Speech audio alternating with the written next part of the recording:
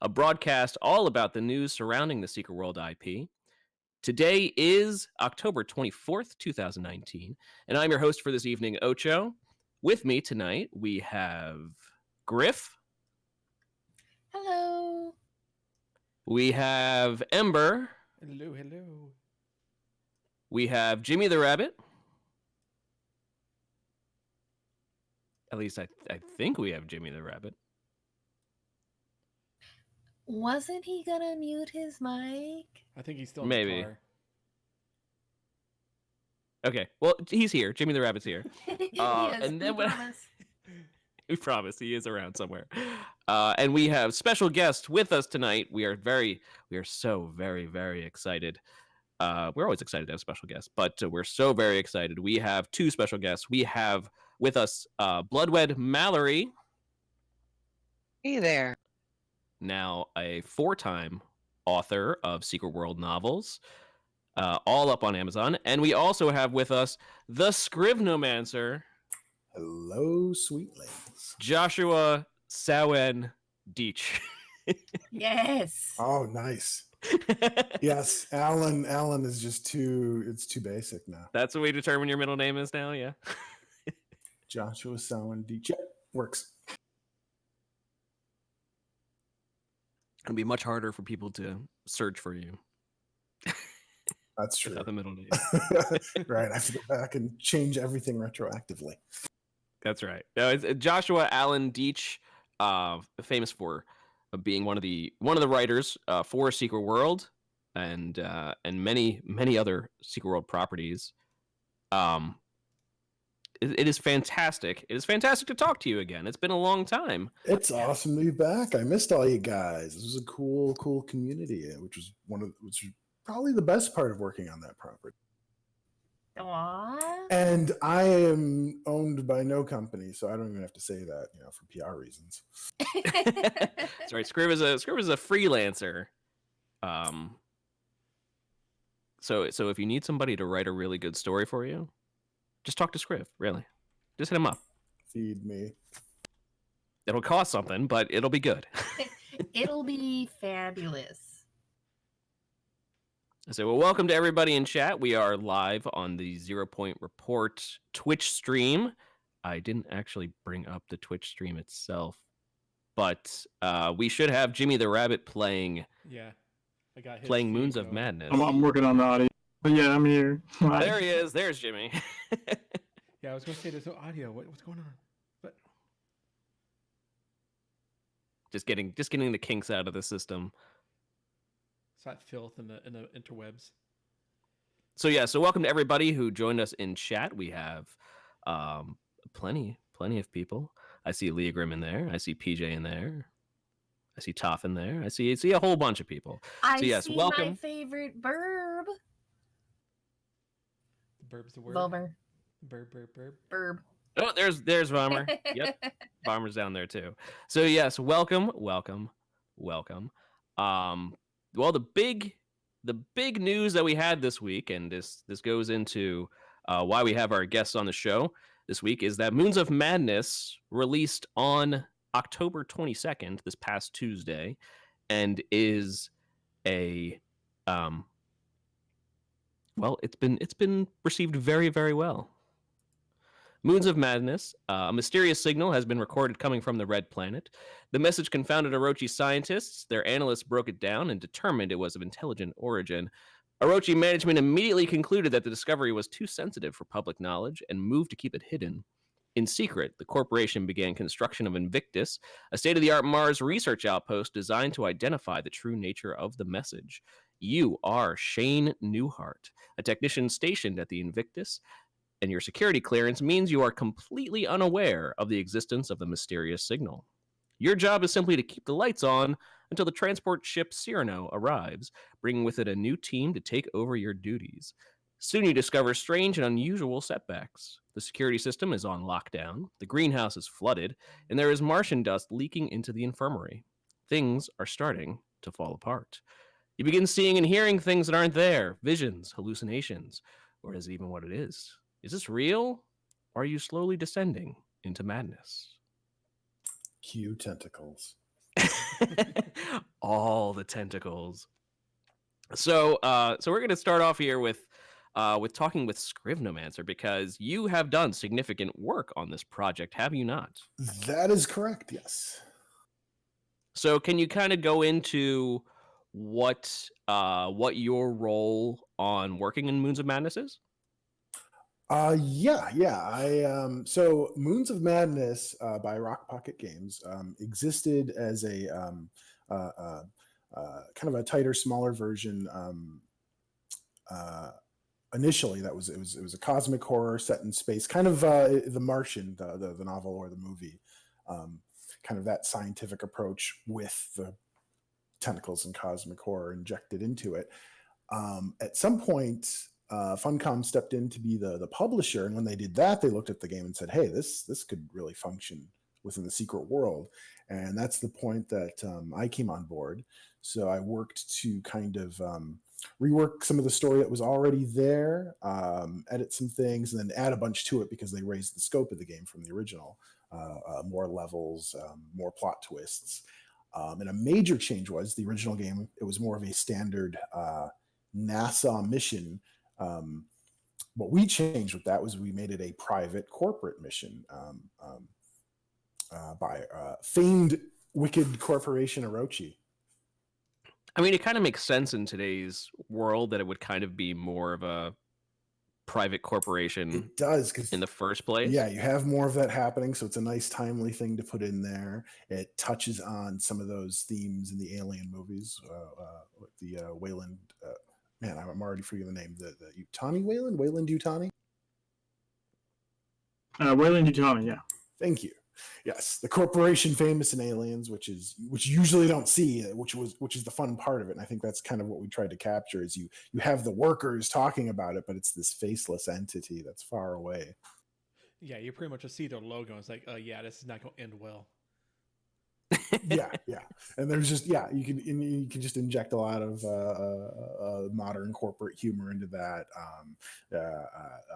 In the story, the characters talk about the massive, like 100-page NDAs they had to sign, like they couldn't even tell their family where they were, and it was just kind of this idea of this improbable secret that Orochi's keeping from the rest of the planet. I'll say, but since what we know of Orochi is just dead bodies everywhere. Yes, Orochi likes to poke into things, and they're working. Yes, poking into everything. I see. So that's amazing. So yeah, it's kind of a reverse of the fake moon landing conspiracy. The idea is Orochi was going to let anyone who finds anything sound like a crazy conspiracy theorist. Like, there's this secret mission on Mars that no one knows about.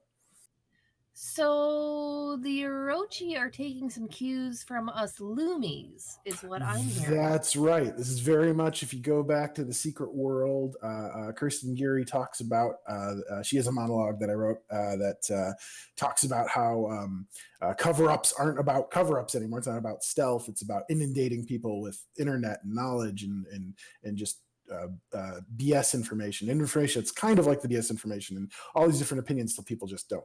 It's on the 5th page of a Google search, so no one's going to find out. So, which is one of my favorites. One of my favorite monologues in the entire game. Thank you. But yeah, it goes into that because the idea is that, in fact, they're in plain sight. They're projecting like a mission in like 10 years or something. So when someone says, "Oh, it's happening now," people are just like, "Oh, bullshit." Kirsten knows everything. Everybody's got to learn from her. Like, this is how it goes, guys. You can do worse than listen to Kirsten. I miss writing her. Every once in a while I hear her voice, the woman who plays her voice in something else, and I'm just like, why does Kirsten Geary have to be everywhere? Yeah, that was what I remember. Loomy.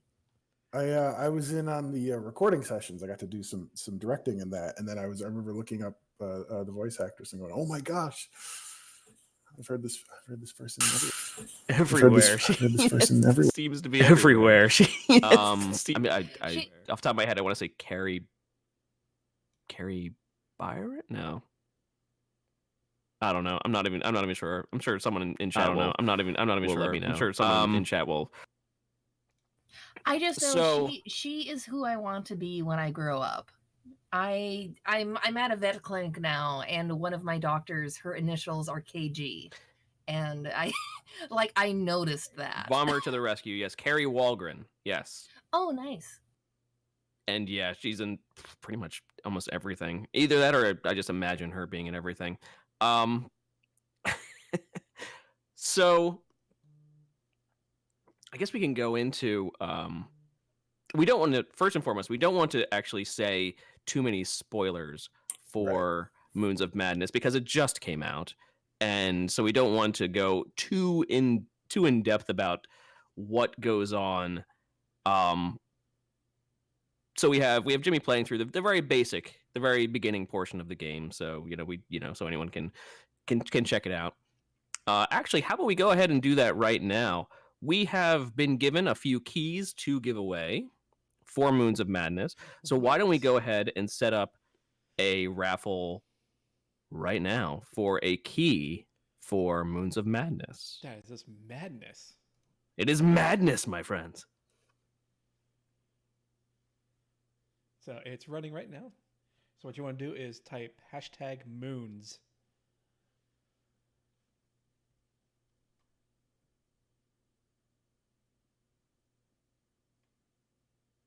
So we are also giving away tonight, not in chat. This was something, but if you go to our Twitter channel, we have a while ago we posted a tweet that we asked you to retweet and make sure to follow the Twitter account and make sure to follow the Twitch account as well. We are giving away a T-shirt, a Moons of Madness T-shirt that was given out at TwitchCon that I've been very diligently keeping my cat off of. And we all know how much work it is to herd cats. That we are giving away as well. So if you haven't already, I think that's going to be closer to the end of the show. If you haven't already, go ahead and go to the Twitter channel and find the tweet and go ahead and retweet it, and make sure to be following all of that because I want to give it out to somebody that we know. I want to give it out to somebody who we love. It's one of our fantastic followers here. So go ahead and do that. So going back to talking about Moons of Madness, what would, from your perspective, Mr. Scriptomancer, Yes. what is your thought on basically what is the overall plot line of Moons of Madness from your perspective? So going into it, the way I prepared for it was I read the novel The Martian. I'd seen the movie already, but I read the novel because I wanted to get just some of that technical sound to the dialogue. I can do the drippy, insane, occultish stuff, but so for me it was like writing this was a mix between The Martian and some Lovecraftian stories, but very specifically Dreams in the Witch House, which features kind of forbidden math as a sort of magic and time warping and space warping abilities with that. And without going too much into the plot and spoiling things, it's kind of taking the idea of that story, but what if a character from that dove down the rabbit hole instead of resisting, without going into which character that may or may not be. Okay.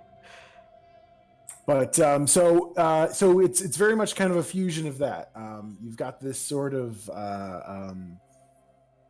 hauntingly serene setting because Mars is pretty and there's not a lot going on. You look outside and it's space. It's an uninhabited planet. It's a lot of scientific work and various atmospheric complications. The character, much like The Martian, the characters have to solve various problems and maintain their equipment and themselves. But injected into that creeps in this cosmic horror element. That's phenomenal. Yeah, Mars itself is I studied astrophysics for a while, and Mars itself is not a kind place by any stretch of the imagination. No, yeah. I was shown several videos and like all the reasons it doesn't work, or the things you'd have to overcome basically to make a long term, habitable environment on base. Mars. Yeah. There are many challenges. Well, I know it's double interesting for me because I am following the Twitter for the robot we currently have up there. One of because many, it's yep. the future, and I can follow one of the robots on Mars who happens to be on Twitter because this is the future. But I thought that was very, also kind of timely, at least for people who are keeping track of that. Yeah. It felt like a nice modern environment to put in some of those old tropes.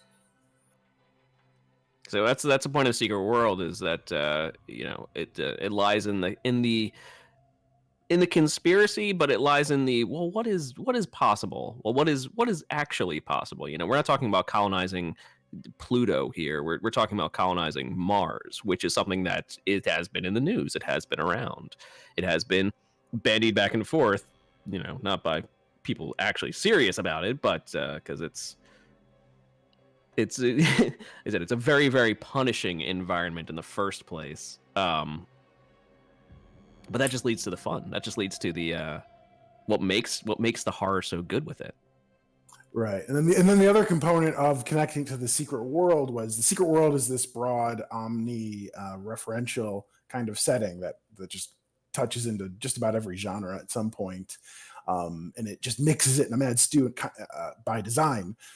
With characters that are very powerful and can kind of face these overwhelming things, where this story takes place in the same world, but not really the same genre. It distills down to kind of that, not helpless, but you're pretty vulnerable to the forces around you, including the non-evil ones, just the environment of Mars itself, which can kill you. Right, yeah. It's like, when you're worrying about everything coming to get you, and you're worrying like, oh yeah, that's right. Like, I should have put my helmet on before I opened that.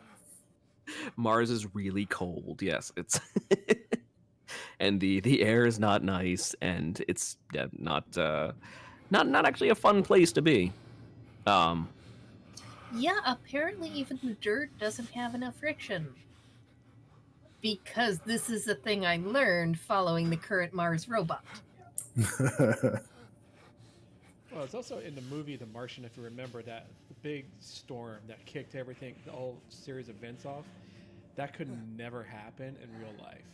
So it's one of the things where you can take artistic liabilities and say, oh, well, let's turn this up a notch to see what happens. Right.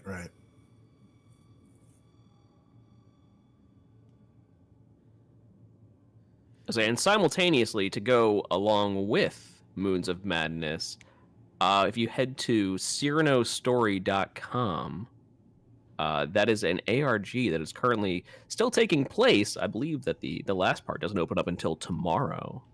Yep, but it is an ARG. Oh, go ahead.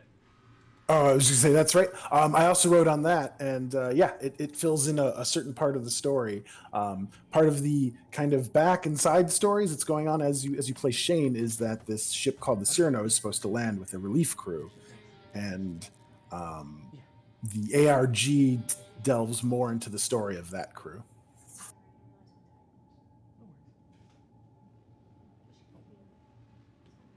I got you, Blodwedd. You're back in channel. You're muted now, but sorry, technical issues. I'm sorry. One more time. What was that? Hello? Can you just repeat that last bit? Anyone there? Oh, hold on. Take her off mute. There we go. You should be good now. Thank you for saving me. You're rescued from the cold vacuum. I tell you, I was in space. Ah! So the ARG that is currently going on, so the Cyrano story. The Cyrano is supposed to be the ship that is approaching Mars. Right. That I believe that everything is waiting for. Yeah, I believe when Shane wakes up as the game starts, it's supposed to be arrival day or close to it. And then everything just Goes smoothly. goes very smoothly, right? It goes as it exactly should. as planned. Yeah. So if you haven't checked it out, go check out CyranoStory.com. It is an ARG by Allison Smith, who did the ARG previous to Secret World Legends in the past, and as well as having their own set of games that are out there as well. And I believe also they're working with the Canadian military, I think, also as well. Holy crap. Yeah. They do a lot of cool stuff. This is the second time I've worked with them. I actually worked with them recently for the Tender ARG, which eventually announced Vampire the Masquerade Bloodlines 2. Indeed. That was a lot of fun. So yes, also an Allison Smith product. So yes, go check that out. It's CyranoStory.com, and they're not long. They're kind of like the ARG that they had before Secret World Legends launched. It's each one might take you a little bit of time to figure out. Depends how much you really want to go into it and figure it out. But it's multi-parts, 5 parts. Each one has maybe 2 or 3 answers to figure out within it, and then when you complete each section, you are rewarded with at least up until now, they're not going to release the next one until tomorrow. But every part has rewarded you with images and with audio files and with. If you like some of the kind of side horror in Moons of Madness, like the little journal entries and things like that, this is more of some of that same kind of horror. Oh yes, just inject it right into my veins, really. It's so good. But each seal that you unlock gives you the chance to win different keys for different games, including the park, including Moons of Madness itself, including Night Team 4, which is also an Allison Smith product. I won that one personally. I'm not giving that away. I'm keeping that one for myself. Nice. Among many others. So I would say definitely go check it out. It's I'm gonna say it's not the hardest thing in the world. It takes some research, and it takes a lot of experimenting to figure out some of the clues. Yeah, it's not a super deep rabbit hole, so it's like it's a little like it's not like the Tender one was pretty insane. Some of the depths on this, but you get to some of the goodies quicker. So I didn't play the Tender one. How did that one roll? That one was massive. I don't even know everything that was going on to it, which was part of the fun of working on this crazy clandestine beast. I would just be writing things up quickly for them and trying to pivot because the game was trying to react to the way the players were playing it. So a lot of last minute writing. But it was fun to write something up and then go like, oh, someone's picking up a suitcase in some park for real in some city. So part of this one was also similar along the same lines. I think right between the third and fourth one, or while people were solving the fourth seal in this case, that they were looking for photos of clocks in Germany. And... Oh right, yeah, I saw some of that. What was that? Which again, it's part of the fun of writing for these ARGs. Is like I'll write up some storyline stuff, and then I didn't know that there was going to be anything in clocks in Germany. And yeah, I saw posts. I was like, this is awesome. Yeah, no, it ended up being really, really cool because I need to find the link to this real quick. But what they did was they asked for clocks in Germany, and I'm not quite sure what exactly transpired, but it ended up being where 2 complete strangers ended up meeting in the same location. They got 2 agents to meet up at one specific location, and then they basically gave them like this physical thing that had a whole bunch of clock faces on it, and that was a puzzle. And then it pointed them to an Illuminati themed escape room, which they then went and completed. And now they're married with 2 kids. That's right. It's so quick. They move so fast. And this all happened like like not even a week ago.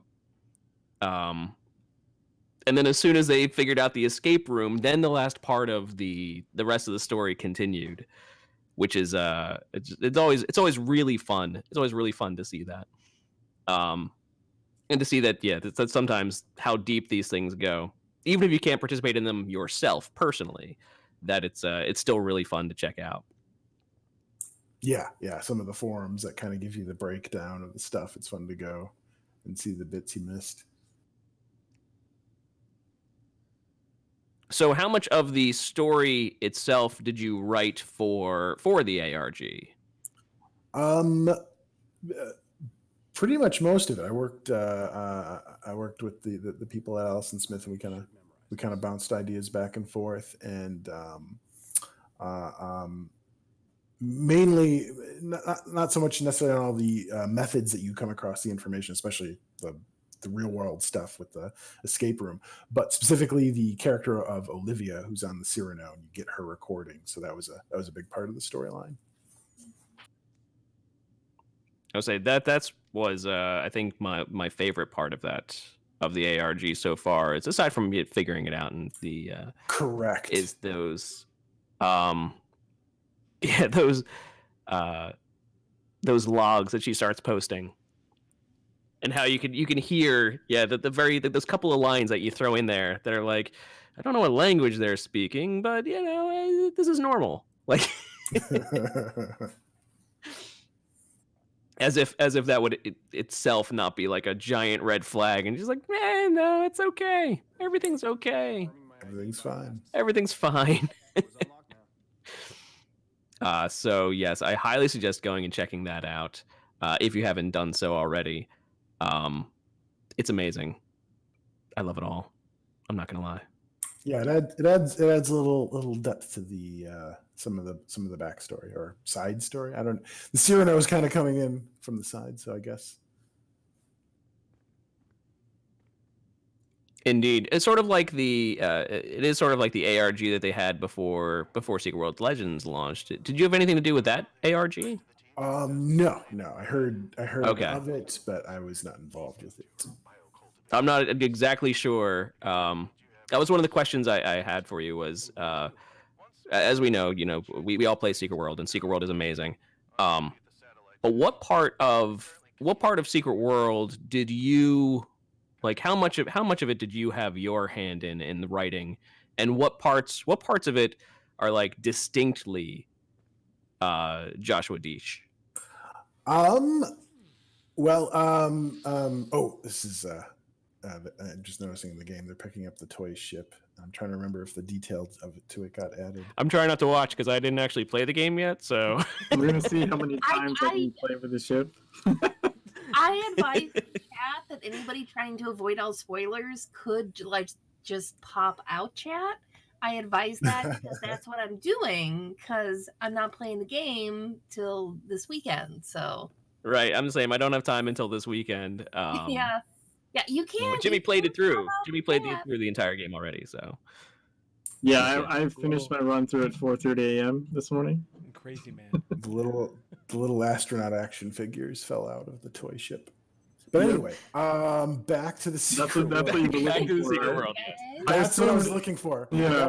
That's a little sight gag. That's mine. Well, you know what I found was funny is I didn't notice this before, but apparently you can only play with it so many times before it only gives the option to open the door. Oh, nice. I don't remember. Like, stop playing with it. That. Move on already. It's a nice, vicious reference to something that I won't explain. But back to the other question about the Secret World. Pre-launch to launch, I have one very specific thing that my hands were all over, and that was at the time I was writing for Age of Conan, but the Secret World team borrowed me specifically to. They had their lore mechanic, but they didn't. The initial entries they had, they weren't happy with. They weren't bad, but they were dry, and they wanted something that wasn't necessarily encyclopedic. a little more, I don't know, weird and engaging. So I developed the buzzing. Basically, that's my contribution. That's an amazingly large contribution. Thank you. And this is literally why when I had him sign his book, I was like, please write it from the buzzing. I'm sorry, I sound crazy. I love the buzzing, and depending on how things turned out, I don't know if they make any reference or appearance perhaps in this game somewhere. Maybe Maybe not. We don't know. You gotta play the game. So I wrote up the sort of alien techno divine voice multi voice deity thing that kind of beams the lore to your character in the game. And I wrote all the initial entries, and really most of them since. There's some that were written by other people at various times, but that was my main contribution. And then I didn't really come on to the secret world beyond that until, and I'm blanking on the issue number, but A Dream to Kill was the issue I came in on. 7. Issue 7. Yep. So that was the one. Yeah, okay. All right. There you go. Yeah. That was the one after Last Train to Cairo, I believe was 6. So Yep. So 7, yes, A Dream to Kill. That's the one. That's the one that starts the whole Lilith and Yeah. And And- other stuff. Mm-hmm. yeah, a whole bunch of fantastic cutscenes. Well, and if I remember right, sir, you also were doing a lot of the Twitters back in the day. Oh, that's right. Yeah. Oh yeah. Me and a few others initially. At the height of it, it was me and a few others, and we could really gamify it better. And then for years after, I kept up with the characters. But yeah, I did the Twitter role play with some of the famed NPCs, which I think was an awesome experiment. I think that's one of the reasons that the players and the devs kind of connected with that game in a special way. We kind of played together. I remember being so excited when they followed me back. Yes. When all the characters, like when Yep. when Kirsten Geary followed me, I was like, yes, yes. Yeah. We're gonna Like, this we're is gonna need a amazing. vote in chat. Bacon and eggs or savory oatmeal? Oh yeah. Oh. The choice is yours. Which bar? Yeah, I remember when we were divvying up the Twitter characters, and one of my workmates, Tanya, took Saeed, who I really wanted. I'm like, oh, okay, I'll take Kirsten, and then I was writing as Kirsten. It was amazing. Kirsten. Oh, so you mentioned how the information gets beamed to you, Jimmy. Didn't you have something a while ago with the I have an emote. yes in beta that the image that they used for gaining the information was different than the emote that we have today. And yes, Vommer found it on one of their screenshots. It's basically a little picture of it being beamed directly into your brain. Oh wow. Yeah, That's in cool. in the Legends beta, and like one of the early phases, like phase 1 or 2, everything has an interaction icon, right? So you go to like gasoline, and you see like a little picture of like a lighter, Yeah. and when you go to interact with a legend or a lore, the little icon was, I posted it in Twitch because I made a Twitch emote of it. It's the little brain, like person with the brain out of their head, Oh, okay. and like beaming into it, and like that was the interaction icon. Oh, And it that's was awesome. amazing. Yeah. And then for whatever reason, like beta phase 3 or something, it became the honeycomb. Ah. And I'm like, but that is what's floating is the honeycomb. Why is the honeycomb the interaction icon? The other interaction icon was way better. And I ranted about it on the beta forums, actually. You're like, why do you change that? It completely makes sense as to what Yeah, happens. yeah, That's how you I- get the information. I retroactively join your rant in solidarity. So I pestered Valmer for like not continuously, but on and off, I think, a few times over the course of a few months, where I was like, go find that. Because he said he had screenshots from beta and I didn't have any. that have that in Do it. you understand what it takes for Vomer to go through his screenshots? It's worse than me. He has more than me, and that is impressive. It was worth it. It's It was true. worth it. It's true. Vomer opens up their screenshot folder, and it just starts off with, "It was the best of times. It was the worst of times." Yes. That was a terrible joke. Anyway. You're fine, because every time I talk with them, I'm like, yeah, I also desperately need to organize mine, and I had them organized, and now I don't. And ye gods. Just checking the chat there. It seemed like I completely it scrolled by way too fast. Hollow Point was the one who won the first key for Moons of Yes. Madness. Congratulations, Mr. Hollow Point. Hollow Point, of course, one of the fantastic. If you haven't checked out his artwork, you go check out his artwork. Go check it out, please. It's amazing. Hollow Point is yes one of our favorites here at 0 Point Report.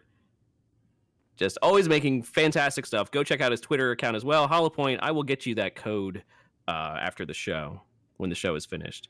And if I do not, just poke me until I do, because it's yours. I could easily forget. It happens. So some of those Dude, early... if poke him and it doesn't work, then poke me, and I will throw things at his head. And Right, yes. Make sure it happens. Get other people to poke me. Yeah, that's the thing, is you have to get other people to poke Ocho. It's like, hey, forget this. Occasionally, I just put down my phone and just not look at it for hours. Reset button somewhere. It happens. So you were saying, Scriv? Oh, I was just noticing some of those earlier rooms that were in the game here, like the kitchen and the workout area, are part of what I really liked about the setting. Is it gives scope to all the weird crawly horror that comes in later. Is that you have this sort of mundane. I mean, it's exciting mundane. It's a space station, but everything's kind of clean and antiseptic and not a lot of action going on. There's breakfast bars. There's treadmills. There's just kind of routine. That touches on some of the fun things that were in The Martian, and just gives a fun jumping off point for the really weird stuff. Where is like in a lot of the Secret World settings I'd write for, it might be some dark underbelly of a cult or something like that. Yes. Very different sort of a scene. Well, it's funny because when you were talking about that, I was literally thinking about the Fear Nothing Foundation and how that starts off. It's just kind of a school. It's a little creepy, but it's not that bad. But then the further you get into it, What school were you visiting? The The more, place was the more horrifying out the gate.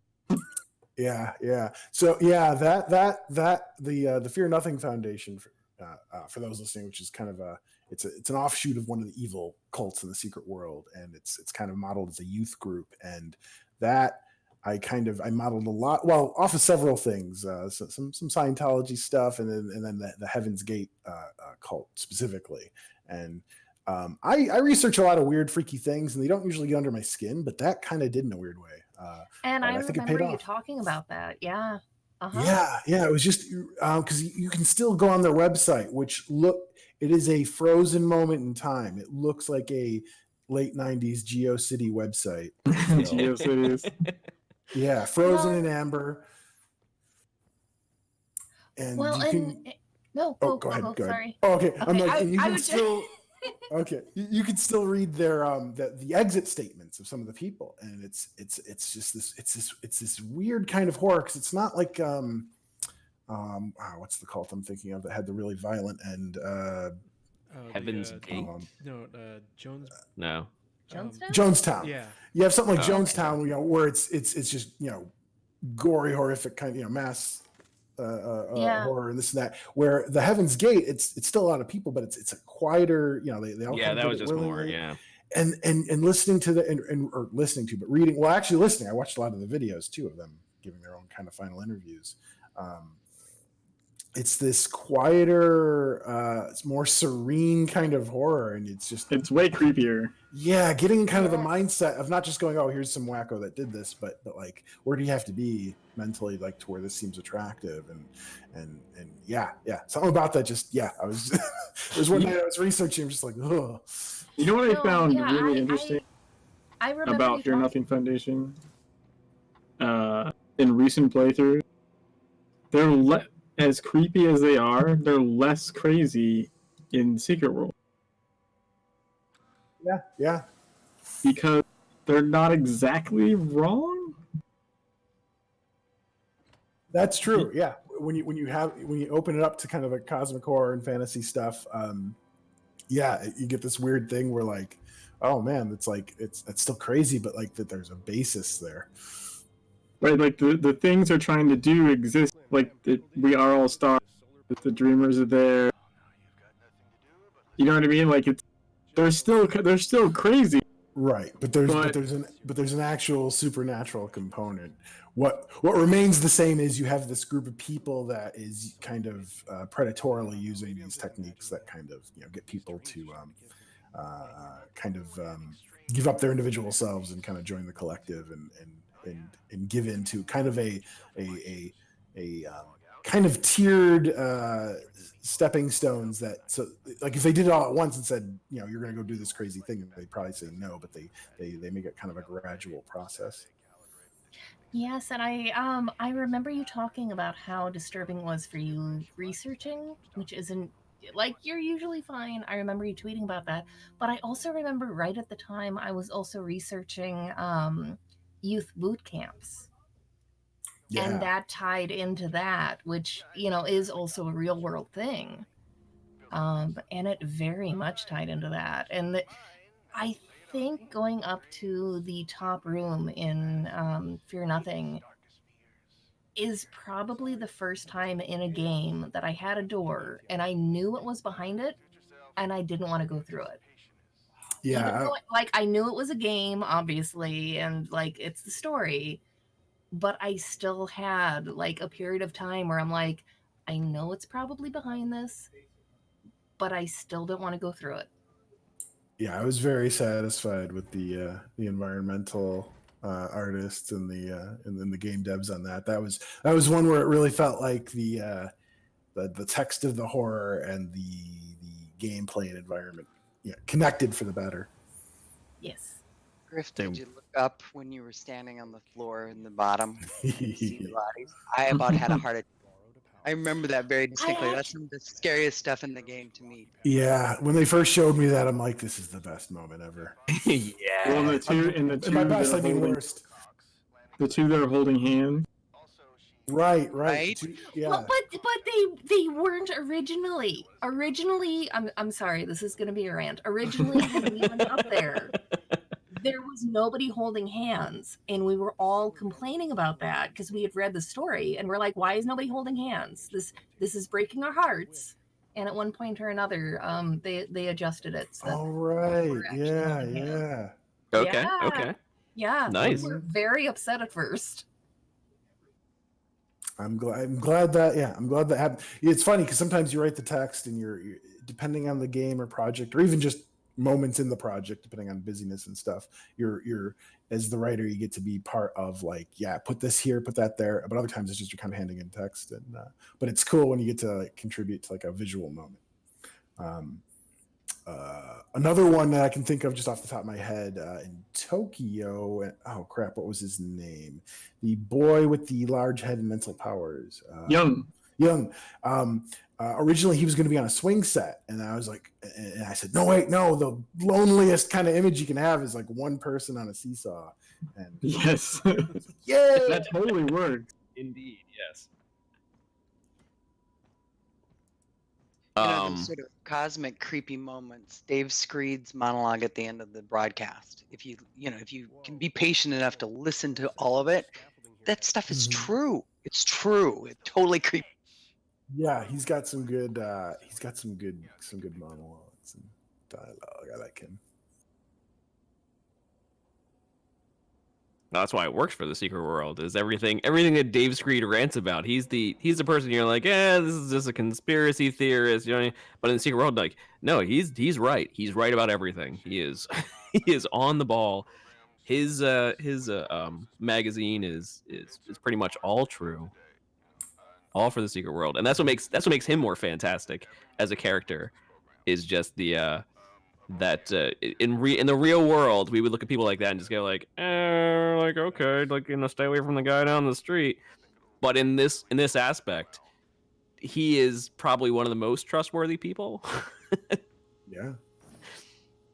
Like his information is actually probably some of the best, and actually probably better than all the information that everyone else is getting from all the Illuminati dialogues and whatnot that basically tell you that no, you know the truth, it's there, but it's buried.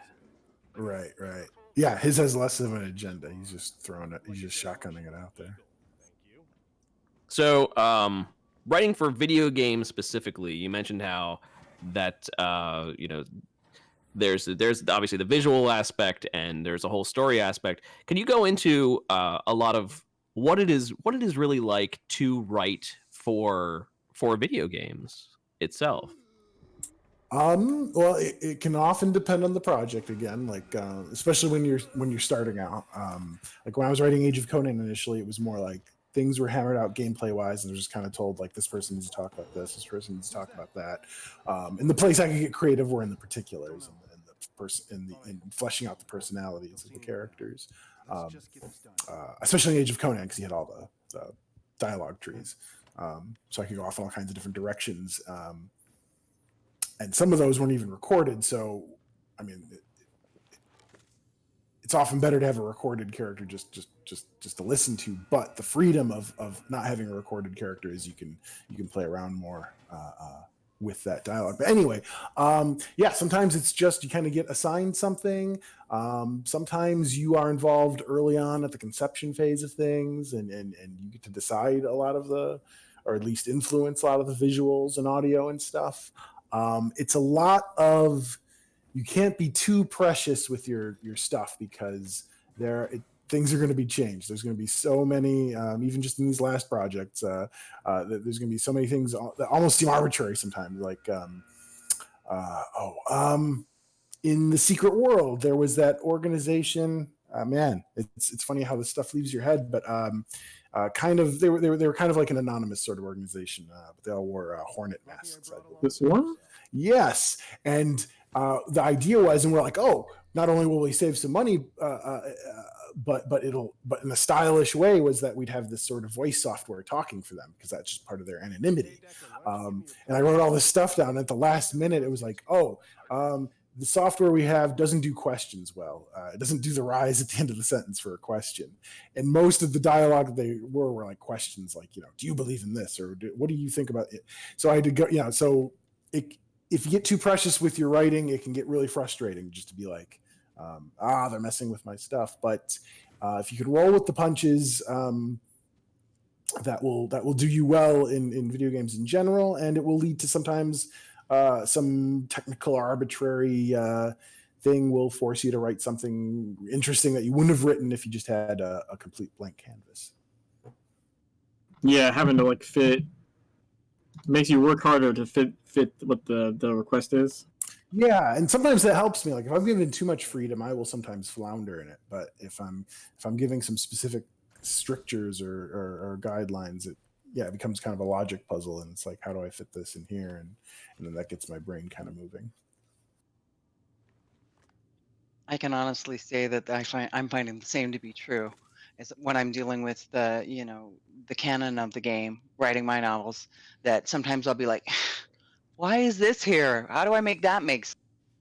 right, yeah, and that is a great primer for right, or not even primer. It actually is writing for an IP. Is you run into all that. You're like, I wouldn't have done this, but at the same time, you get some things to play off of, and it's some give and take. It's something I found I could usually. I mean, there are times I was frustrated with things, but in general, my brain works well with that kind of a thing, and so that sort of writing usually worked well for me. I could just kind of take something like, okay, I got to make this work. But yeah, sometimes something will change and you'll be like, oh my gosh, and you'll think about what could have been if this technical issue didn't exist, or if the time frame of a game didn't get pushed forward and suddenly you got to do this instead of this. And but generally, if you can roll with it, you'll be okay. There's one game out there that is a perfect example of what you're talking about. I hate to change the subject away from Secret World for a second here, but it's just a fun fact. It's a fun fact. Star Trek Online, when Star Trek Online first came out back in 2009, I believe it came out. Originally, they had plans. If you know anything about Star Trek, they wanted it to start with three main factions. They want to start with the Federation and the Klingons and the Romulans, and they had it all set up. And then out of nowhere, the 2009 Star Trek movie came around, and they destroyed one of the planets in the universe. And they destroyed the Romulans' home planet. And so suddenly they had to absolute scramble to basically take out that entire section of the game, or that they had to scramble to take out basically the entire culture out of the game itself. And so it launched in a very kind of awkward state where everyone's like, well, there's not a bunch of content. And they're like, yeah, well, There was. yeah, they It got blown up. Anyway, that was just a side point. But yeah, that's an excellent example of the Force is just beyond your control. That don't always aren't always ideal for what the story you wanted to tell, or you'll write something and you'll put your heart and soul into it, and they'll be like, well, the last product had that theme in it and we don't want to deal with that theme, and so please change that. And it's like, but you learn, or at least I've learned to, I have folders where I just throw things that have been deep six that I will, lines or characters or whatever that I will save for later. Trying to be timely, I know not all of TSW's Halloween missions have made it into SWL yet, but did you contribute to any that are your favorites? Oh man, let's see. I remember you being super excited about the homage to Scary Stories. I just don't remember how much you contributed. Scary Stories. Yeah, that one. I wrote a lot for that one. Yeah, I wrote a lot for that one. I wrote a lot for the missions for it, and then I wrote several of the stories. Joel wrote some of the stories, and then we got an artist to do art that was definitely like an homage to that kind of cover. Which yes, I love that. Beautiful. I can look over to my bookshelf in my office right now, actually, and there is a Scary Stories to Tell in the Dark, the compendium edition that has all of them in it. I have one of those too. It's like the sparkly one, and it has the original illustrations. Yeah, I did very well with that. I saw a few years ago they released an edition with all new, less scary art. Yes, and I was horrified in a bad way because they were not as scary. Right, exactly. It's like I respect people that aren't afraid to scare children a little bit. Put some good wrinkles in the brain. Yeah, because I remember the artwork for that was just mind-boggling. It's like, this is for kids. Like, this is awesome. Right. It's amazing. Well, it's funny. We have it. We love it. Amazing. Yeah, we have that stuff, or every generation will have something like that scared them, or this, that, and then they grow up and they forget, how tough they were as kids. And they'll see something and be like, kids can't handle this, but kids can handle scares. I think prolonged anxiety isn't good for a kid, but individual fantastical scares, I think tend to be good. I think Neil Gaiman was interviewed one time because he writes a lot of scary children's stuff. He's like, well, I think it's too scary for adults, but it's just scary enough for the kids. Yeah, there you go. I like it. You would get people telling, because his book Coraline has. Yep, I figured it was. Yep. Stuff in that one. Yeah. Well, he says kids will read it and they will be scared, but they'll be along for the ride and they'll go through it. But the kids know that the protagonist is going to somehow make it through, or things are going to be okay. Whereas an adult reads it, and the adult's seen a little more of the world, and they'll be up at 3 a.m. like, oh my God, this is terrifying. Part of it was a memory from when I was a kid. So basically, since kids bounce back a little better from the horror, Yeah, I don't know. I guess kids that they can enjoy it a little Yeah. more? Well, kids will like do things. Kids have great tools to process it. Like I can think of when I was a kid, I was not allowed to watch slasher movies. My parents weren't that strict. I could like my dad liked movies, so like he would sit me down to watch Aliens with him, well before maybe I should have. But like they didn't. There was something about slasher movies. They didn't like Yeah. that. So, but it actually kind of worked out because slasher movies, I got secondhand from other kids. Like they would tell me about the things that the scenes they snuck and saw, and it built this whole slasher mythology in my head that was kind of, and I'd add to it by anytime going to the video store, like looking at the backs of the boxes and just a little bit of text and images there, and then my child imagination building up more, and they scared the crap out of me. But I remember we played a game, and I don't know if we ever formally called it something, but if it was called something, it would have been called like Slasher, where one of us would wear like some kind of freaky mask and have some plastic weapons, and the others had to survive and bring that person down, to whatever weird logic, blow them apart, bury the body, and put like a crucifix on it, or there'd be some weird rules to each one. Yeah. And some adults might look at that and be a little concerned, like, "Oh my gosh!" But like that was our way of processing it. It's in fact, it's very, very primal way of going way back, of putting on a mask of something and becoming it, and you demystify it. You find a way to beat it, and then we processed it, and we were okay. But when an adult's scared, an adult doesn't do that necessarily. I think luckily adults maybe have some more gaming tools to do that these days, but like an adult will ask questions like, "What does this say about me?" They'll fritter at it instead of play with it. I wasn't allowed to read, technically wasn't allowed to read anything scary when I was a kid. I dug stuff up sometimes, and then at one point my dear mother misremembered The Shining. And she said, "Well, if you're going to read a Stephen King, then read The Shining, because I remember it wasn't that bad." And there's a huge portion of the book that I did not get as a child, but I was fine. Yeah. Whereas like prolonged anxiety, if a kid is like anxious about being around a person or this or that will, cause problems and things. But yeah, like a fright, I don't know. That's different. All right. Did you ever see anything? Sorry, I was just Go ahead after you.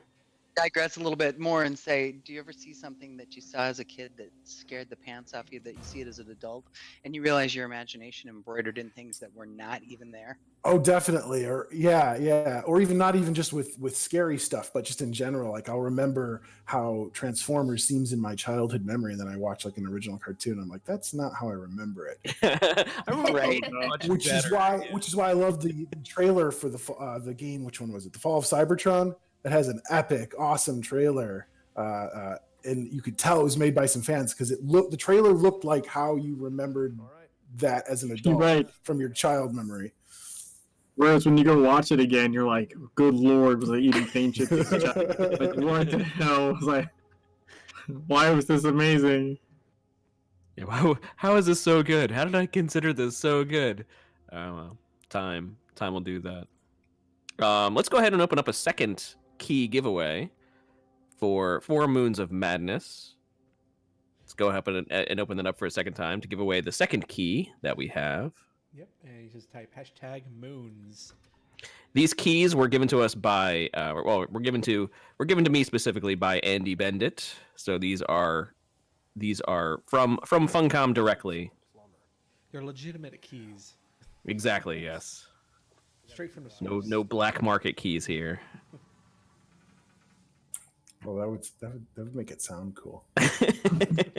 Andy stole them straight off Nerville. Yeah, Andy may have done shady things to get them. We don't know about that. Funcom should really just tell you guys to pretend like they're black market keys. And then Funcom could pretend to be all affronted by it, just to drum up some interest here. Yeah, they fell off of the back of a van. Yeah, a Rochi van.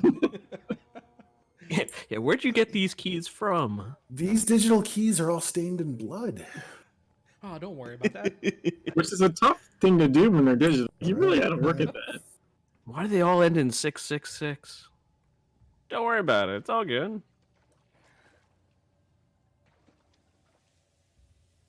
Yeah, Tribble doesn't work. Sorry, Griff. No, I was gonna say something, but my Tribble was going off, so I didn't want you guys to have the background noise. Bomber says these keys seem to have their IDs filed off. What? Bomber says these keys seem to have their IDs filed off. Oh, They're just half numbers. Yeah. nice. Oh, just because it's popping in my head now. But going back to the ARGs and that Tender ARG that led into the Vampire the Masquerade Bloodlines 2 game.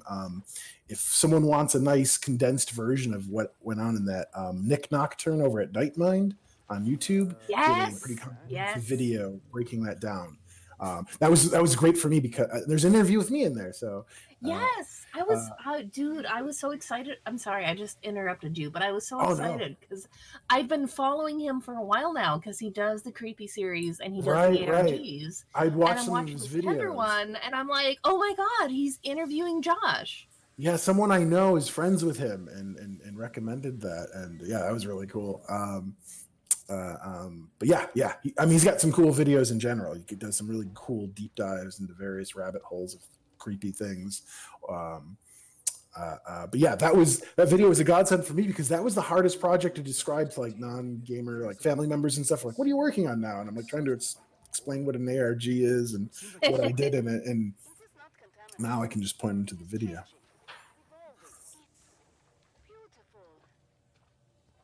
All right, go ahead and close the giveaway, and we'll draw our winner.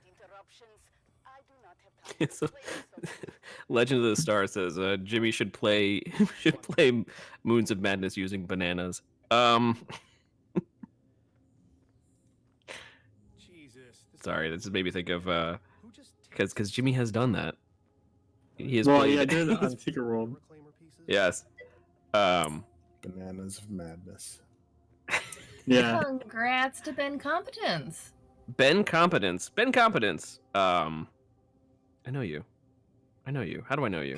Where do I know you?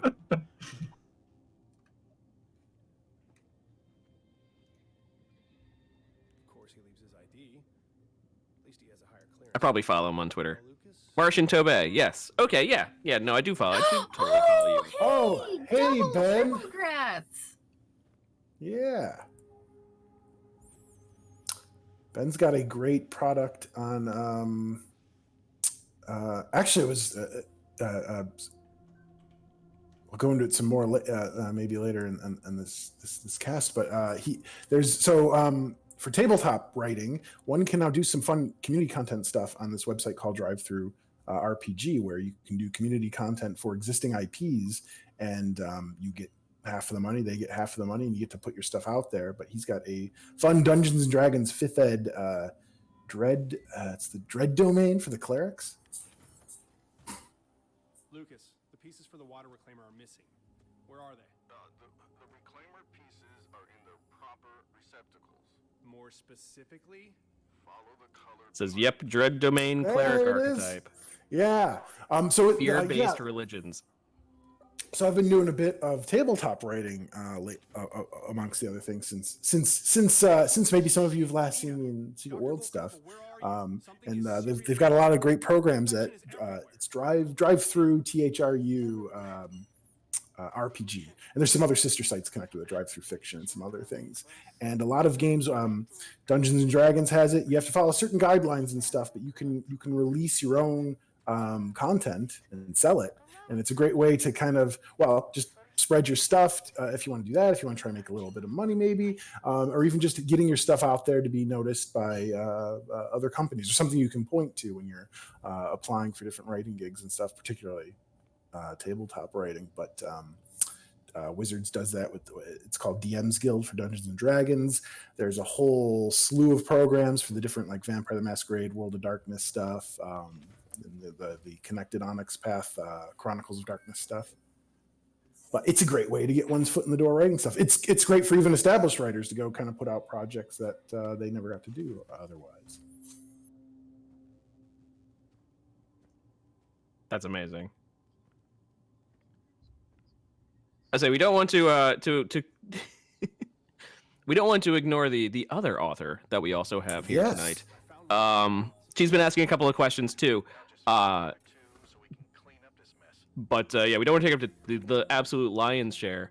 of the time. But we have Blodwedd Mallory also with us, and we have her on the show as well, specifically because she has a book coming out tomorrow, which is now her 4th novel, which is set in the secret world, from a character's perspective, basically.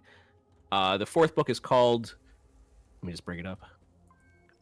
It's called Into the Inferno, an unofficial legend of the secret world, part of the Unofficial Legends of the Secret World series, now book 4. And she just posted that it's up to 92 now, but the first book of the series, and I'm blanking on that one. To serve with Serve love. with I'm reading it right now. I'm still blanking on it. To Serve with Love, yes. To Serve with Love. If you go onto Amazon right now, you can find To Serve with Love by Blodwedd Mallory for free. She said she's up to 92, downloads. It just went. Today is the first day, and it's just until Monday. Because the first book was launched in October 2018, so I thought I'll offer this one for free. 92, it's blowing me away. One day, I mean, it hasn't even been a. And as you know, what did I tell you? 2.5 hours ago? It was 50. It was 50, yeah. You're like, it's up to 50, and then like an hour later, you're like, it's up to 75. Yeah, I mean, I'm sure that's not big numbers for major authors doing major things, but I as you know, have a real affection for the game and for the community, and Scrib, like, totally don't want to fangirl too badly here, but so it's just really exciting to me that people are seeing this. Maybe don't play the game in the hopes that they'll be exposed to the content. They'll think, "What is this game?" and come play with us. I mean, like, really, that's my goal. Yeah, I think that's awesome. I think it's really cool that Funcom's cool with that, and that I really games like the Secret World, but particularly with the community in the Secret World, is just that the ideas we throw out there have generated lots of content from the players themselves, which I think is as it should be. The fiction should be like a dialogue back and forth, and it's really cool that it's continuing in that form. I've been having a great time, and I realized sort of over the process of writing that it's as much about, for me, because, and you know this, I'm not trying to say anything that to you, Scrooge. I know you know this, that when you sit down and you start to really look at something, to figure it out, to write about it, to talk about it in ways that make sense in a fictional setting, you see things that you've passed by 1,000 times. I mean, I've been playing this game since the original beta, and literally, I'll give the example of Polaris. I walked in there the other day and saw the scene, where you go to the cutscene and you're looking over at the various cars that are laying there, and I looked up and I'm like, what the hell? When did this lighthouse get there? I can't say how many times I've done the Polaris. And and then it's like, okay, well, what does that mean? Like, what's happening here on this island? Why is this important? And it's there's some scenes about that in Into the Inferno. One in particular where I made a discovery about Hellraise that I had never seen before. I looked up and I was like, holy cow. So I don't want to spoil it for folks that read it, but you'll probably know it when you see it or read it. Were you talking about on boss 5? I'm boss 6. Really, a machine tyrant? Yep. I know there's something on the wall on boss 5. I didn't spot that yet, but now I'm gonna go have to. Jimmy, just in case you don't know, Jimmy has one of his playthroughs of the game that he has. One of his characters only plays the game entirely in first-person view. Yeah. I have to tell you, I do a lot of that myself while I'm Yeah. researching. Right. Mm-hmm.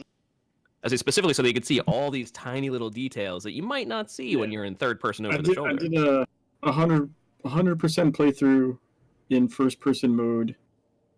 And then I also did a 100% playthrough in no UI mode with all the interactable lines turned off. Nice. Which is when I found out that Eblis' effect in Hell Eternal isn't just reticles on the ground. There's sky effects that no one has ever seen because no one looks up. Oh, Right. wow. Because everyone's point looking that out down every time. for the attack, yeah. I always when I'm playing, I say that to people. Look up right now. Get out of the reticles first. If you're gonna die, it's okay. Just look up and at least see it once. Yeah, that's an awesome graphic. I mean, at this point, I'm over 11,000 hours between the Secret World and Secret Legend, and for probably, I don't know, 10 of that, I'd never seen that sky effect on Eldwith. You trip across something. So all right, so I got one for you. So I was literally trying to figure out how to put this in the book, but I could not figure out. I think it's an Easter egg. When you're out in Red Oak Beach and you walk past the edge of the beach towards the lair, there is a drawn and quartered incubus on the side of the beach, and there's a sword stabbed into the ground. And if you played out the mission to Hellenbach, then you get the stuff to crack what the demonic runes are. And there is a message on the side of those damn swords. And I like literally consulted everybody that I knew that spoke any Latin in hopes of trying to figure out what the hell it was. And I've got some, I had some interesting things that I found, like it sort of makes sense. But if anybody out there knows the answer to that, I want. Oh, I was gonna say you didn't actually get an answer yet. No, like I said, I would have used it in the book if I could have figured out exactly what it meant. But I went through and I translated them all, and I, like I said, played around with Latin dictionaries online, consulted people that had, master's degrees, in dead languages, and we could never definitively put our finger on what it meant. And I'm certain, given the worldview that everything is true and nothing in that game is random, that somebody knows what. Someone, maybe. You would think so, yeah. You would hope so. So I'm thinking Bomber now is going to pick up that challenge, right, Bomber? This isn't ringing any bells, is it, Scrivenermancer? Also, I mean, Vomer might not even be here because last I checked, they were trying to fly to Mars with their amazing wings. He's given me some pointy eyeballs in chat, so maybe. Okay. You have not flown away yet. That's good to know. You listen to Insane. But at any rate, this book is, I got a lot of comments from folks like, well, that's great, you're writing a Templar thing already, but when are you going to write a dragon thing? And so this was an opportunity to sort of write a side story to the main story theme and talk about hell and put all those pieces together to try and dig into the lore. Thank you, Scriv, because there's a lot of really great stuff there that if you don't ever read that and think about it, you just totally miss, like, duh, Machine Tyrant, Kerberos, okay. And, it was great to put that narrative together and to look at things like, the rifts on Oak Island and say, oh, okay, so this is a demonic rift. How do you actually close a demonic rift in real life if you don't have an F button? Yep. You need a Staples Easy button. Right. So, that comes back to that whole thing like, how am I going to write about this in a way that makes sense? What would I actually do if I were there and I, had to use magic to close these? What kind of magic, combats, evil flame or evil fire? I was like, aha, I know what the answer. Yeah, I've run into similar things doing fiction for tabletop products where it's like, wait, how would the character actually describe this if they don't have the same lexicon that the player has to easily categorize these powers and things? Exactly, and it's been great. There's some of the weapon systems, you made me think of that immediately, that it's really fun. Like, I had a great time describing chaos and what might be going on for chaos magic in the background. Blood, I had a reader tell me earlier today, like, what does she actually do to make the blood work? And I'm like, do I have to really spell it out that she bleeds on things? Like, come on. Guys, I'm about to pull a lever in the game. I'm just saying that. Should I break away so not spoil, or? It's in the trailer, so it should be fine. If you've seen the trailers for the game, you've seen this. Man, I've even avoided the trailers, to be honest. Well, what I can do is I can switch over to. But it's okay because I'm not watching, so it's all good. Blodwedd's thingy. Like that. Now, apparently this whole thing was actually the new trailer. I didn't know that. I hadn't seen that anymore. Like I'm gonna do something right now. Just on the off chance, I'm gonna do something right now. I'm going to draw the winner for the T-shirt, for the Moons of Madness T-shirt. Ooh. I'm using a website called competitionagency.com. I hope this isn't like gonna hack our account. Competitionagency.com Oh, no. /tweetdraw, because I want to make it at least as official as possible. I linked to it. I pulled the drawing just to make sure. Excuse me.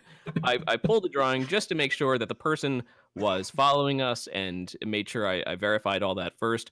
And just so happens, the person who I drew is in our chat tonight. At least I think they are. Pretty sure. I'm pretty sure they are. The winner of the Moons of Madness T-shirt goes to Toff Monster.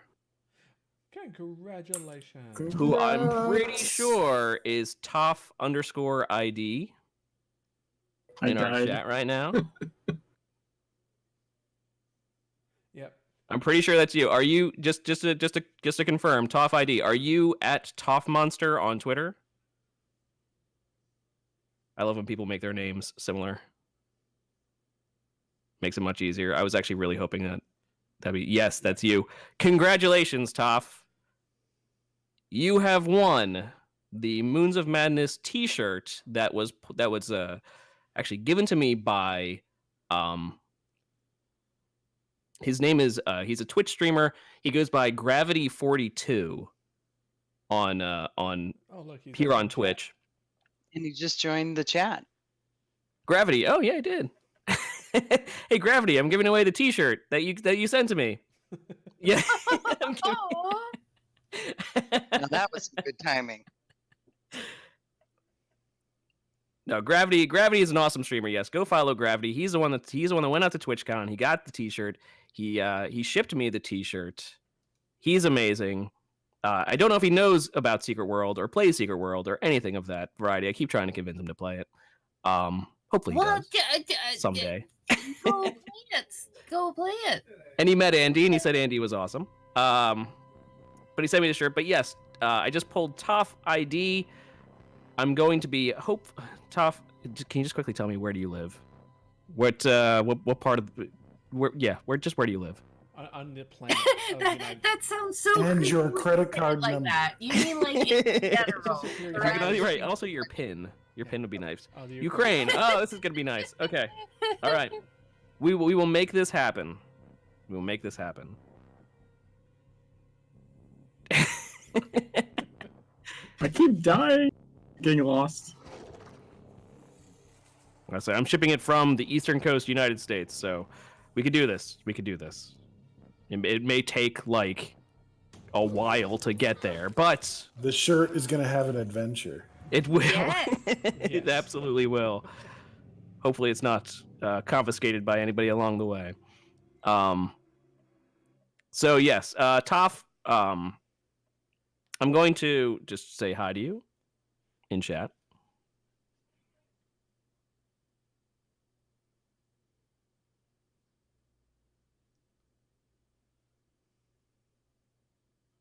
And while we're doing that, I'll go ahead and play the. There you go. So yes, go ahead and send me your address to start, and we'll figure all this out.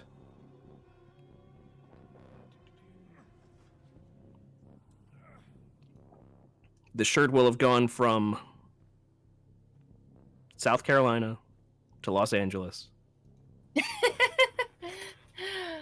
I'm to sorry, New Jersey. I just I'm sorry, Indiana Jones. Bryn on here. Bryn on here. I died falling earlier in Moons of Madness because TSW SWL has taken away my respective gravity. Oh That's man, the- I think someone was playing the long game on trolling players with that. 'Cause I remember going back and you have fall playing- damage in Moons of Madness. It's Yes, ridiculous. you do. That's gonna mess me up too. I won't lie. It will mess me up too. I mean, I'm sure if you eat one of those breakfast bars too fast, you'll die.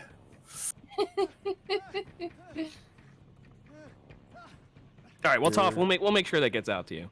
I'll make sure that it gets out to you. I'm doing it personally, so congratulations. And again, go give a follow to Gravity42, who made the shirt possible. Do not return to base. Gravity's awesome. Does anyone read me? Just throwing that out there. Lucas, Commander Wilcox. I've got to warn them. So yes, okay. Moving on. So yes, Blodwedd. Anything you want to point out about Into the Inferno, which, as we point out, is currently in pre-order. It's currently in pre-order on Amazon for a Kindle version, $4.99. So go and pick that up. And it comes out. It releases tomorrow, is what it told me. That is correct. And tomorrow probably means 4 hours from now, depending on where you're located. 4 hours maybe from where I'm located. But yeah, the paperback should be right on its heels too. I was telling Ocho earlier that, you know, there's weirdness with the Amazon interface that I can't line them up to both release at exactly the same moment. So I have to try to, you know, structure it so that the paperback will be released more or less the same time. So if you're interested in a, you know, a physical copy, you can get it that way. I'm looking at the screen where Ember has the prologue from Into the Inferno. Did you want to listen to that? We can go ahead and do that. Yes. So this is, you know, back to the whole bit about, you know, how do you make something that is canon into something that becomes part of a narrative that is intended to be in parallel to canon but not canon. So the prologue is from the perspective of Recursia, and she's contemplating the state of, you know, Sheol, or the city of Dis, prior to the arrival of our adventurers. So hopefully you'll forgive my you know, bedroom voice on parts of this. All right, I'll go ahead and play it.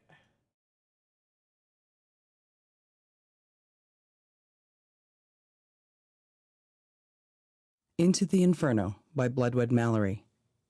Prologue. A Snowball's Chance. In Inferno, nulla est redemptio. The infernal machine was ready. The interloper had been subdued, silenced, so he could no longer preach to hungry ears about a once great civilization full of wonders. Subjugated, so he could no longer create discord and confusion with his lies. All was in readiness. What remained of his humanity would fuel their escape. But when I hoped for good, evil came, and when I waited for light, darkness came. A stray thought caught at her resolve. Why long to escape this chasm of pain when its taste was so delicious? Would the next world offer greater delights? It must, she decided. The light of Sheol had grown dim out of the sight of the still immaculate machine. The dimension beyond had beckoned so enticingly. They rebuilt their own infernal machine, from cogs, engines, sinew, and viscera they could scavenge or seize, to slake their unfulfilled desire for life. In that, she chuckled to herself, the interloper had not failed to inspire. My lyre is turned to mourning, and my pipe to the voice of those who weep. Recursia surveyed the landscape around her, her leathery wings rubbing up against her naked legs in anticipation. Tattered, blood-red banners waved from the ramparts of the battlefield. Its boundaries were lined with rusted cogs, remnants from the massive engines that had powered Sheol's former glory. The ancient infernal machine, itself a testimony to a previous age, had been rebuilt and towered before them, a lighthouse, awaiting its beacon. Likewise, the massive three-headed dog, fused from the broken engines and corpses of her eunuchs, stood at the ready, a vicious tyrant to guard the infernal machine. It shrieked in rage, and 1,000 voices joined in, creating a new song from the clamorous din of sorrow and grief. It was a song learned from the chime of soundless bells and the beats of furious drums, rung and pounded by fools. The interloper was caught. and now their beacon had a battery.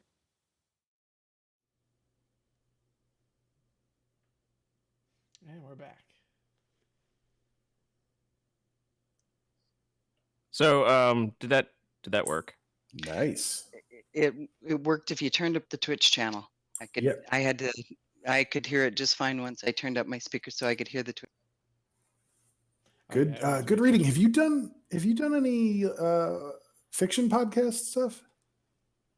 I haven't. I talk for a Okay. living though.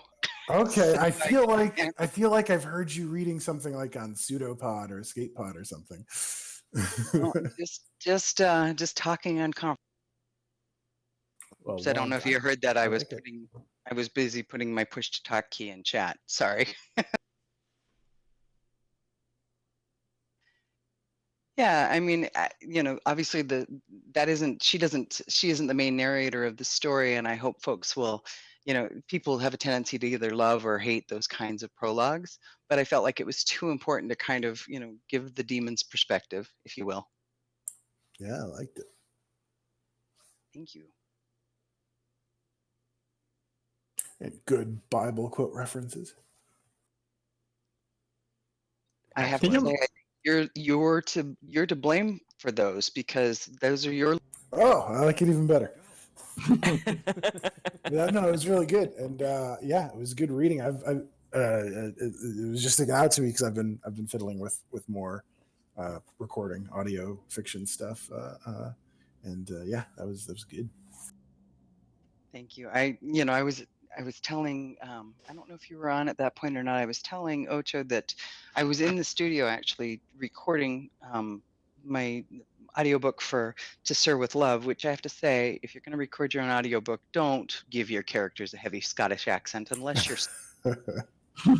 So, and I was so excited because I'd just written that scene, and I came in and I I said to my engineer, "Look, I want to read this today," and he's like, "What are you going to use that for?" And I'm like, "I don't know, I don't care.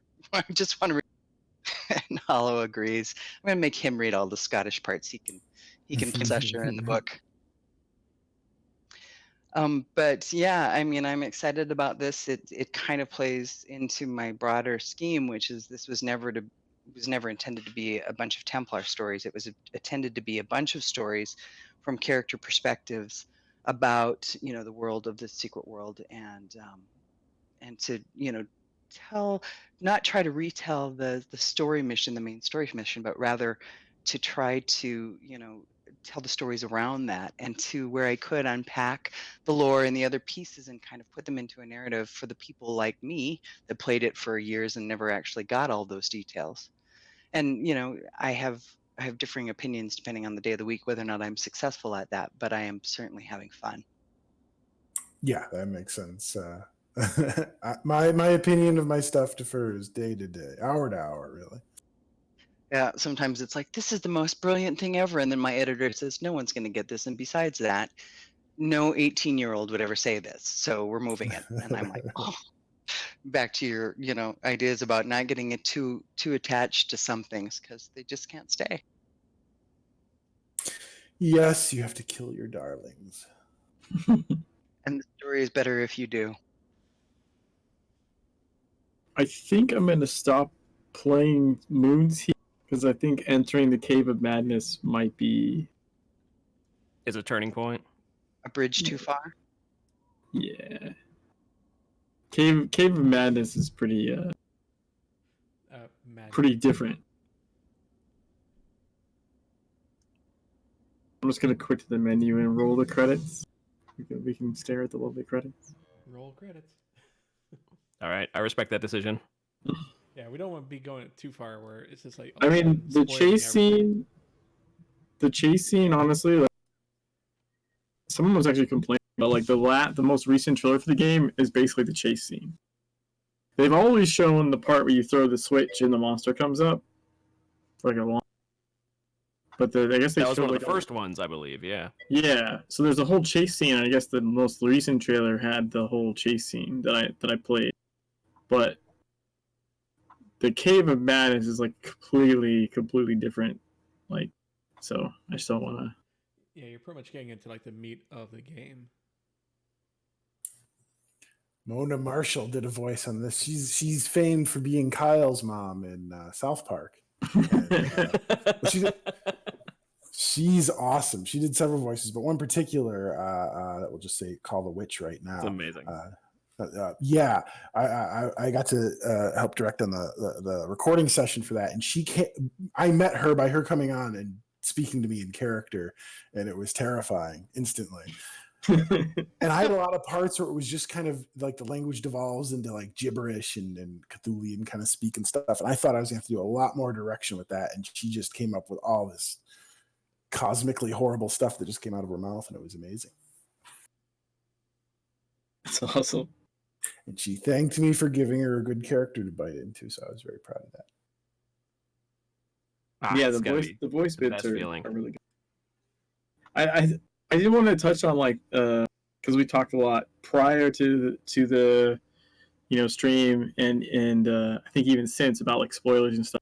I feel like this game is very different to talk about just because of the fact that there's a lot of stuff you can't talk about if someone has played Secret World but hasn't played Moons. Right. Because there's things that a Secret World character could just, everyone like their knows brains that, will but explode if you spoil that for them. Right. But if you're not a Secret World player, it doesn't mean literally anything to you. It's a weird. I can't think of a game that's like that.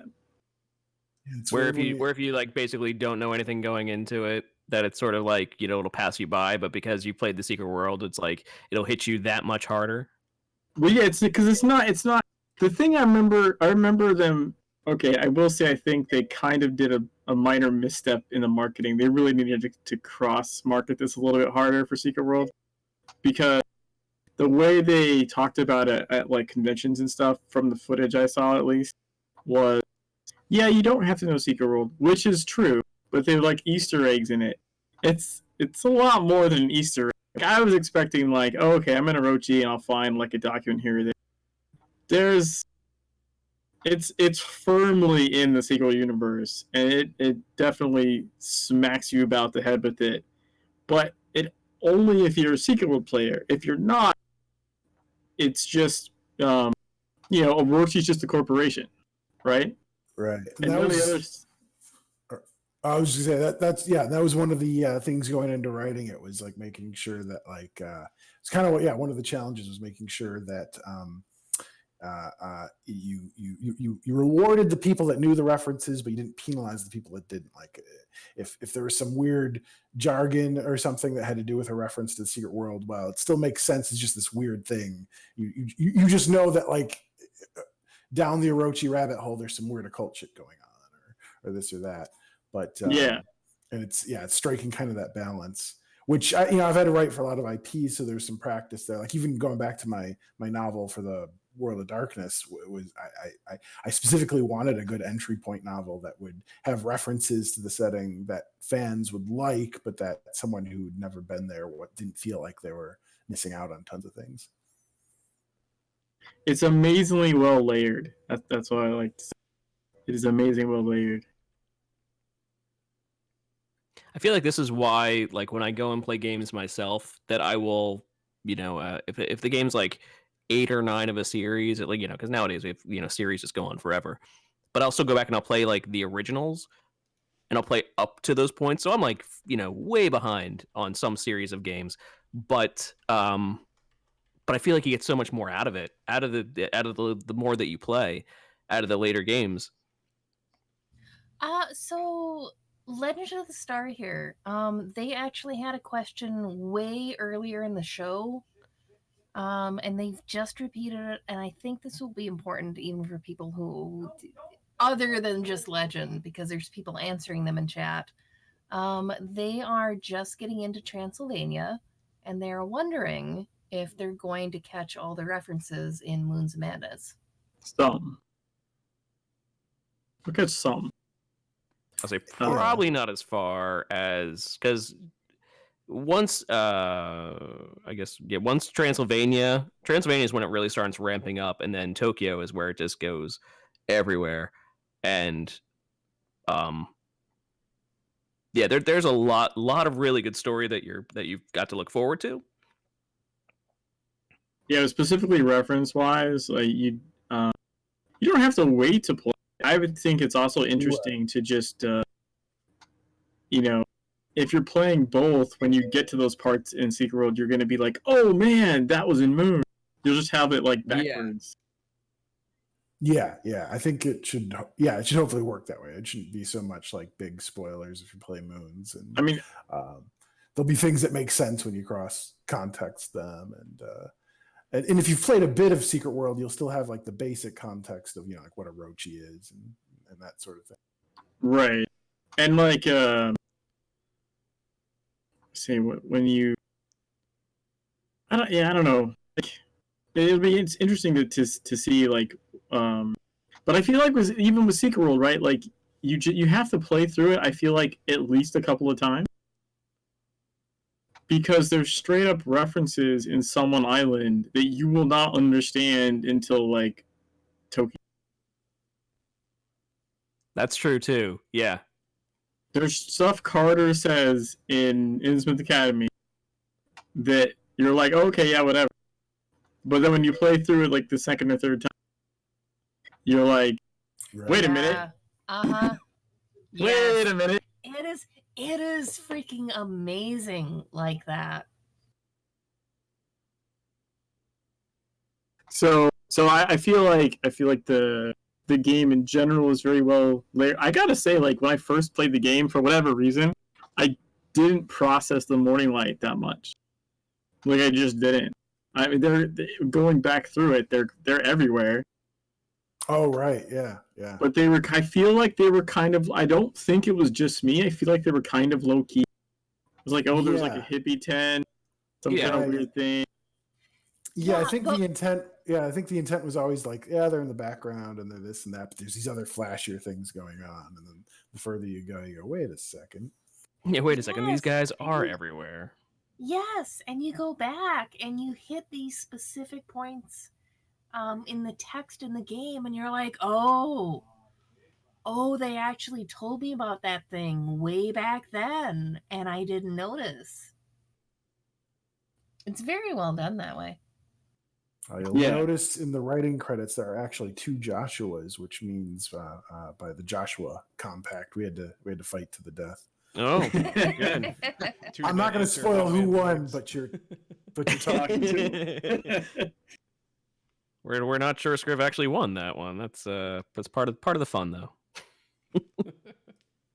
Luckily, I had a few of my Horcruxes left. Good. Or phylactery if you're into the Dungeons and Dragons terminology.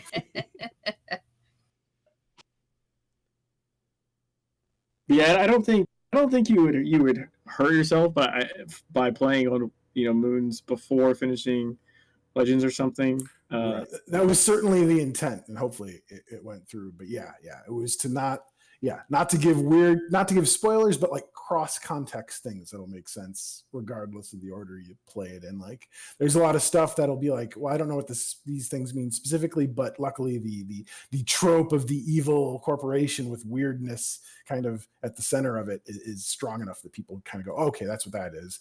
And even in Cosmic Horror, there's references to all kinds of things that never really get explained because you only see glimpses of it. And a certain audio cue that I won't say any more than there's audio, but that was just that was great. Now I want to know the audio cue. See, I was wondering if you would know it because you might not. I might not. I really need to go through and play through it all. Yeah, there's an audio cue, and then I died a bunch of times, so I got to hear it a bunch more times, and it was great every time. Chicken Stew said that cue was Craigasm. I can't wait. But yeah, like, why didn't I play it yet? I don't know. I didn't sleep. I just chose to play the game. But yeah, I think it's kind of interesting too, because if you play Moons first and then go play, that's kind of interesting to me. Like I wonder you definitely will get both things, but you'll come at it from like this other angle Right. where like Right, you'll get maybe- more of the slow burn of like how deep the Orochi rabbit hole goes. Whereas if you play Secret World, you kind of know already. So you get this experience Okay. of very kind of Lovecraft Call of Cthulhu sort of like, you go into it in this mundane context and things get weirder and weirder and weirder. And then, oh my gosh, you get a really big glimpse down the rabbit hole. And then you go play the Secret World and you go, oh, okay, now I go even further into it. And on a level where I have more power to do something about it. Whereas you play the Secret World, you know the depth of the rabbit hole, you know about Orochi and this and that, but then you get to go and see a slice of life of what it really means, kind of on not that the term's quite right, but street level of these sort of all these Orochi workers we've seen in various horrible states. We get to see kind of the more myopic, zoomed in view of one of them. Well, and that makes sense to me because that's something I always wondered about the park. Because I went into the park, I was already playing the Secret World, and I played the park, and then I actually literally immediately played the offshoot in TSW. Seven and Silent it wrecked, Zones. it wrecked me, and I think I actually cried. But Mhm, that was another mhm. thing that I was That's a wondering. good Like, one. if you don't have any of this backstory, like I felt like it would still be very good and it wouldn't actually spoil game stuff. Right. Just you had this extra level if you had that background. Geez, say Jimmy, didn't you say that you were watching some people here on Twitch play the park, and that they were just kind of like, oh, they're going through it, just kind of like kind Yeah, of happily, but- just kind of like Oh kind of my rushing through goodness, it, not I really saw paying so attention. many playthroughs like that, and I can't My even wife- watch them. I won't lie, I can't watch them. My wife likes to watch like YouTube, things of like people playing different like horror games. She doesn't like playing horror games for some reason, but she likes to see people play through them. And she happens like I know the park, I know Secret World. She had no idea. She's just watching, and I'm like, wait, that's the park. And it's like 3 people together, like streaming, and they're all like laughing and making jokes and playing. And they get to the end. And right up until the end, they're like not really reading everything as close as they probably should. They're goofing around. And then the end happens, and they're just like, what? No. What? No. They were completely unprepared. And like, you could tell it kind of like took them off guard. They were clearly not playing through it in the right mindset. mindset. Yes, thank you. It was kind of funny. I mean, yeah, it's kind of like going through a haunted attraction during October, say. People, horror is kind of an agreement, like you agree to go in, and because short of someone actually threatening you, how scary can that kind of a thing be? But the people that get the most out of the haunted house attraction are the ones that go and going, all right, I'm gonna let myself delve into this. Yeah, but the park is not nice to you if you go into it cavalier. That's true. That ending kicks you in the nuts no matter what. That's true. Yeah. Which was interesting to see. This wasn't a theme park simulator. just that whole ending, just that whole second part of the park, just wrecks you just further and further as you go. Well, I mean, they literally weren't prepared up until the last stroke. And that's when like reality like said, yeah. So it was a very hard knock.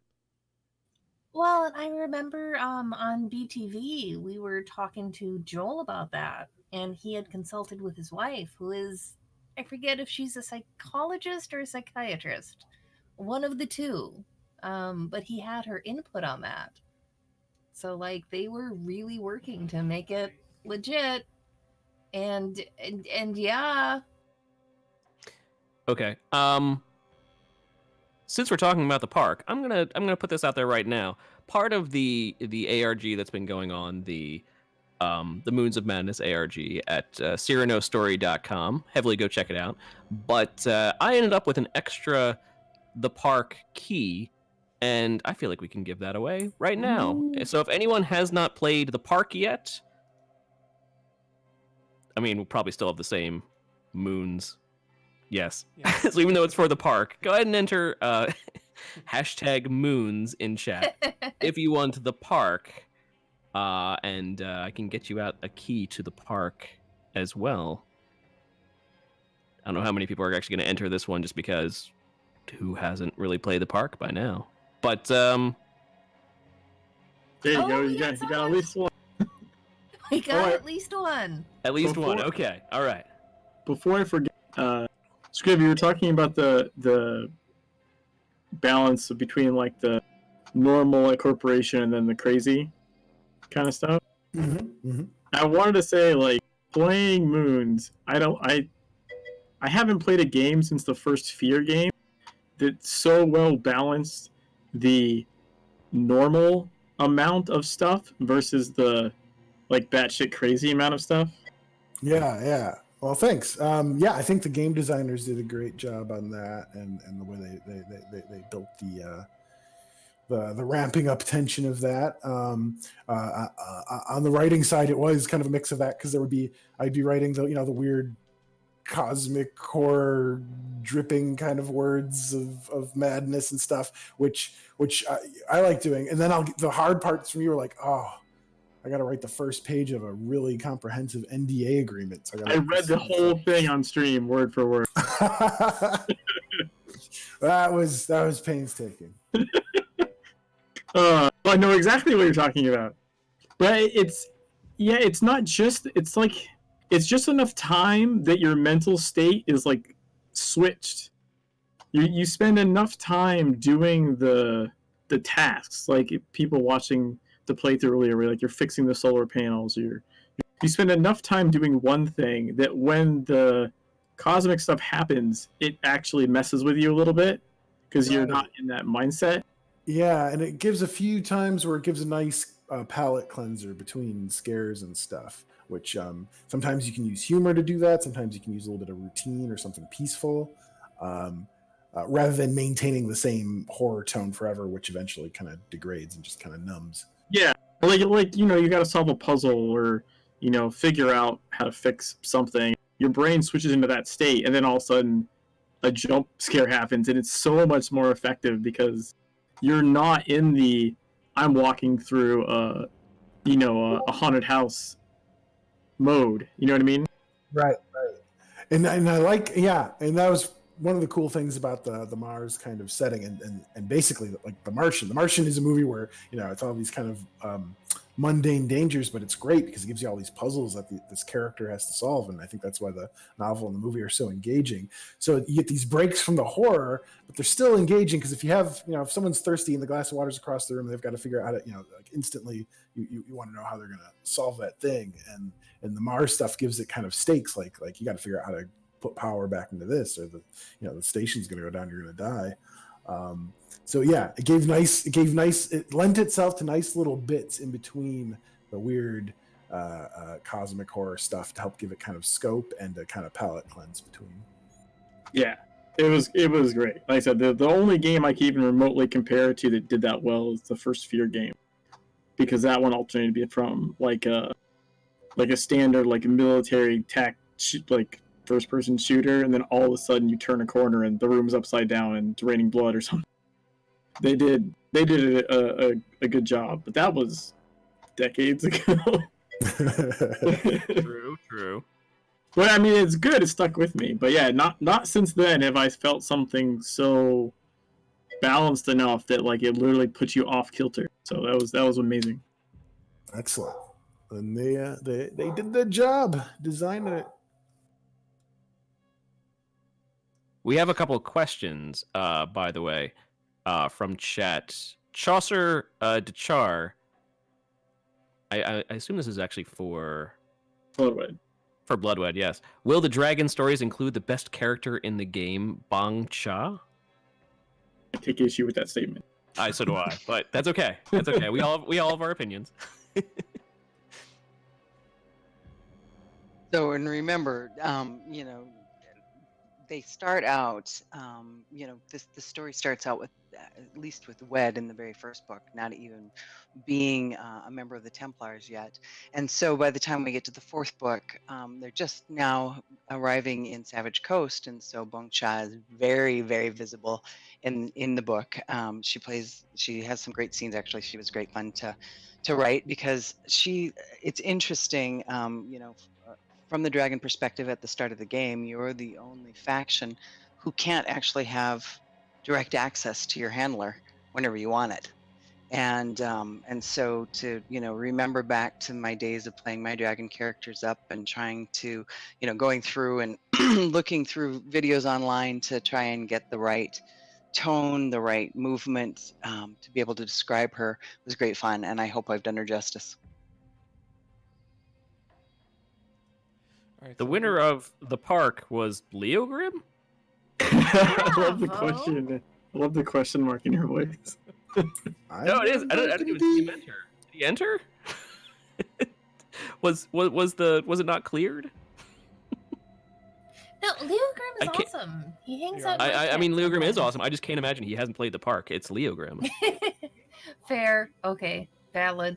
All right, so Leo, I don't know if you're still I in mean, chat, is but the I'll- friggin' is the app you're using keeping the old? Yeah, I was just keeping it open so I have the record of winners. I mean, What I can do is Is go he not- ahead, clear it out, and all right, let me go ahead and do that. So Leo Grimm hasn't claimed it, so we'll move on to the next one.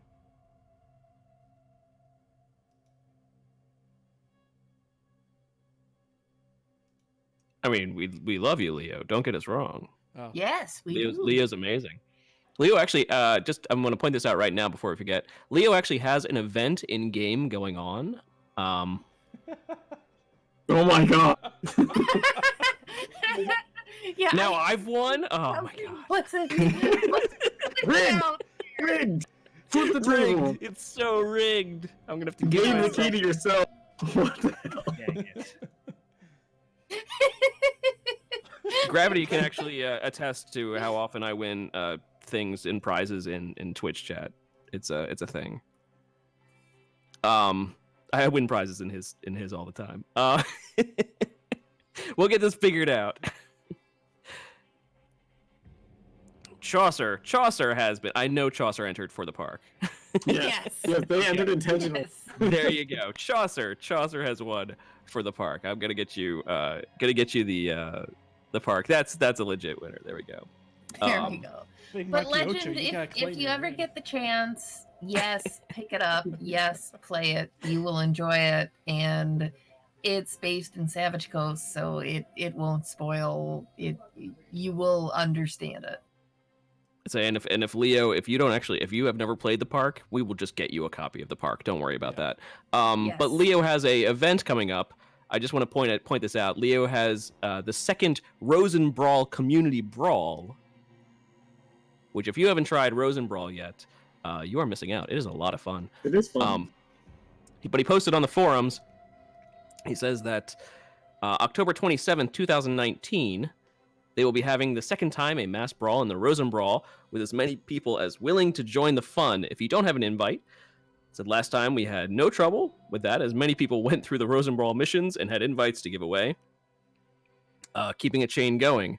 So additionally, he's used his power of staring menacingly, as they should have 2 guests to help with that during the event, but did not. Yeah, and But you're they Nicole, I should think you're have supposed 2 to do new that guests to Yeah. help out on October 27th. It says October 27th, 2 p.m. Eastern Time, which I believe is 8 p.m. CEST. Yeah, it's 1 hour back on Central.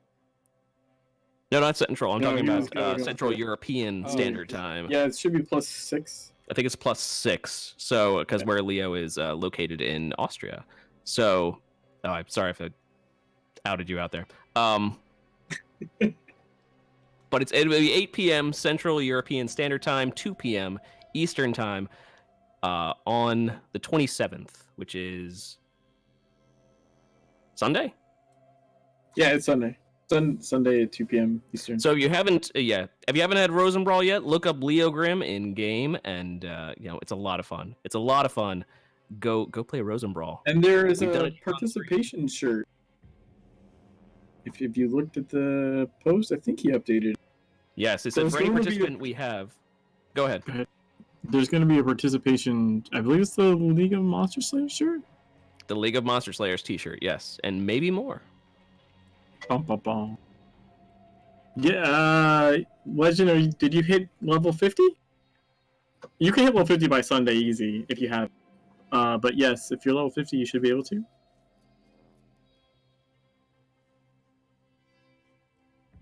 And then also, Verd had something for script.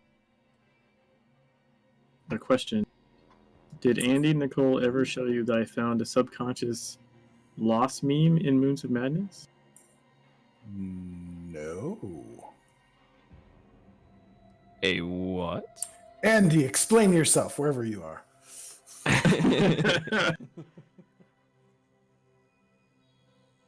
So, yeah, I just, I saw the question. I figured I'd throw it since it was asked. Wait, I have to grab a cracked mirror and go. Okay, Andy. Damn it. What is this? What is this subconscious loss meme? I don't know. I really don't get the reference. Sorry. They're talking about the lost meme. That is a specific meme, and they're saying that they found it, and it may not have been intentional in the game. Oh. Now I'm gonna have to look for it.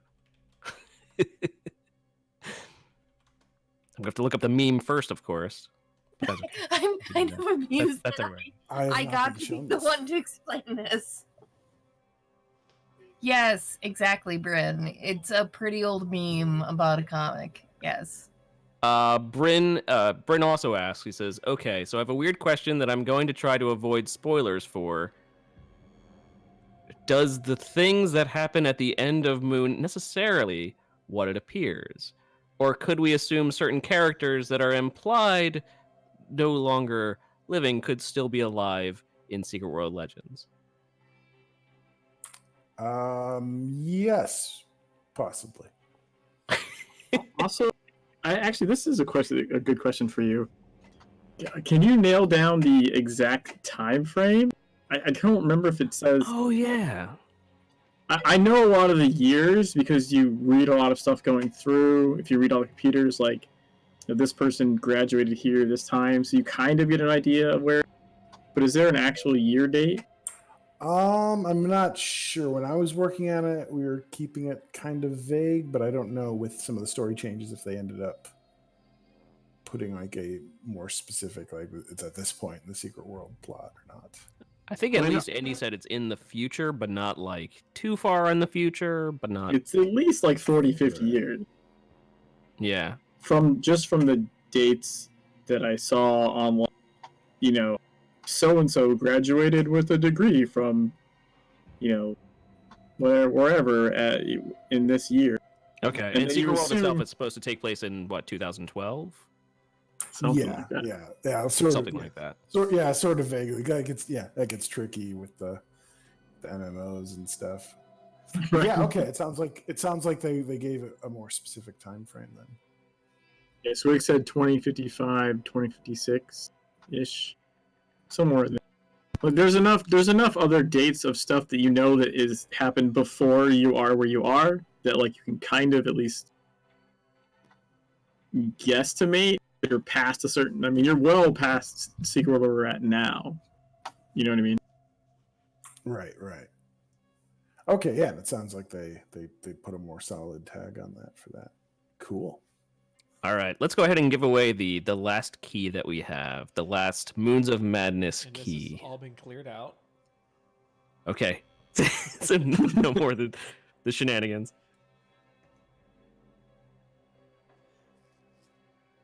So go ahead and enter #Moons in chat now. We're giving away the third and final key that we have to Moons of Madness, which has, from all intents and purposes, is showing to be an amazing experience.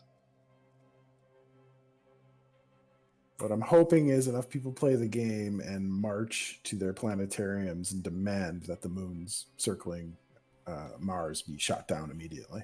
Is Toph allowed? Yes, Toph, you are allowed to enter this.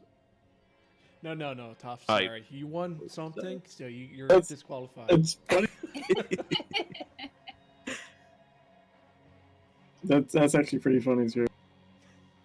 I think you should only get that if you played the game, but that's pretty funny. I mean, Toph's getting the T-shirt, but I mean, there are moons of madness, so they can't be good. Yes. I mean, if you yes. just look at the Yes. pictures, if you look at the pictures and the mythological references and the names of the actual moons of Mars, I mean, they just look lumpy and Yeah. untrustworthy. they're named after what? Fear and Panic. Yeah. Oh, my two favorite. You know, I said that, and I live 5 minutes away from a planetarium. I think I know what I'm going to do tomorrow. Nice. Oh. I Those need are to take always my a good kids. time. They're in planet mode right now.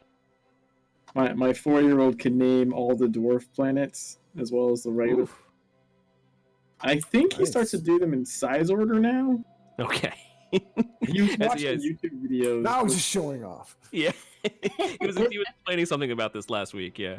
No, like legitimately, he'll find like a YouTube video that's like showing like all the planetary stuff like in size order, and just sort of goes through it with like some background music.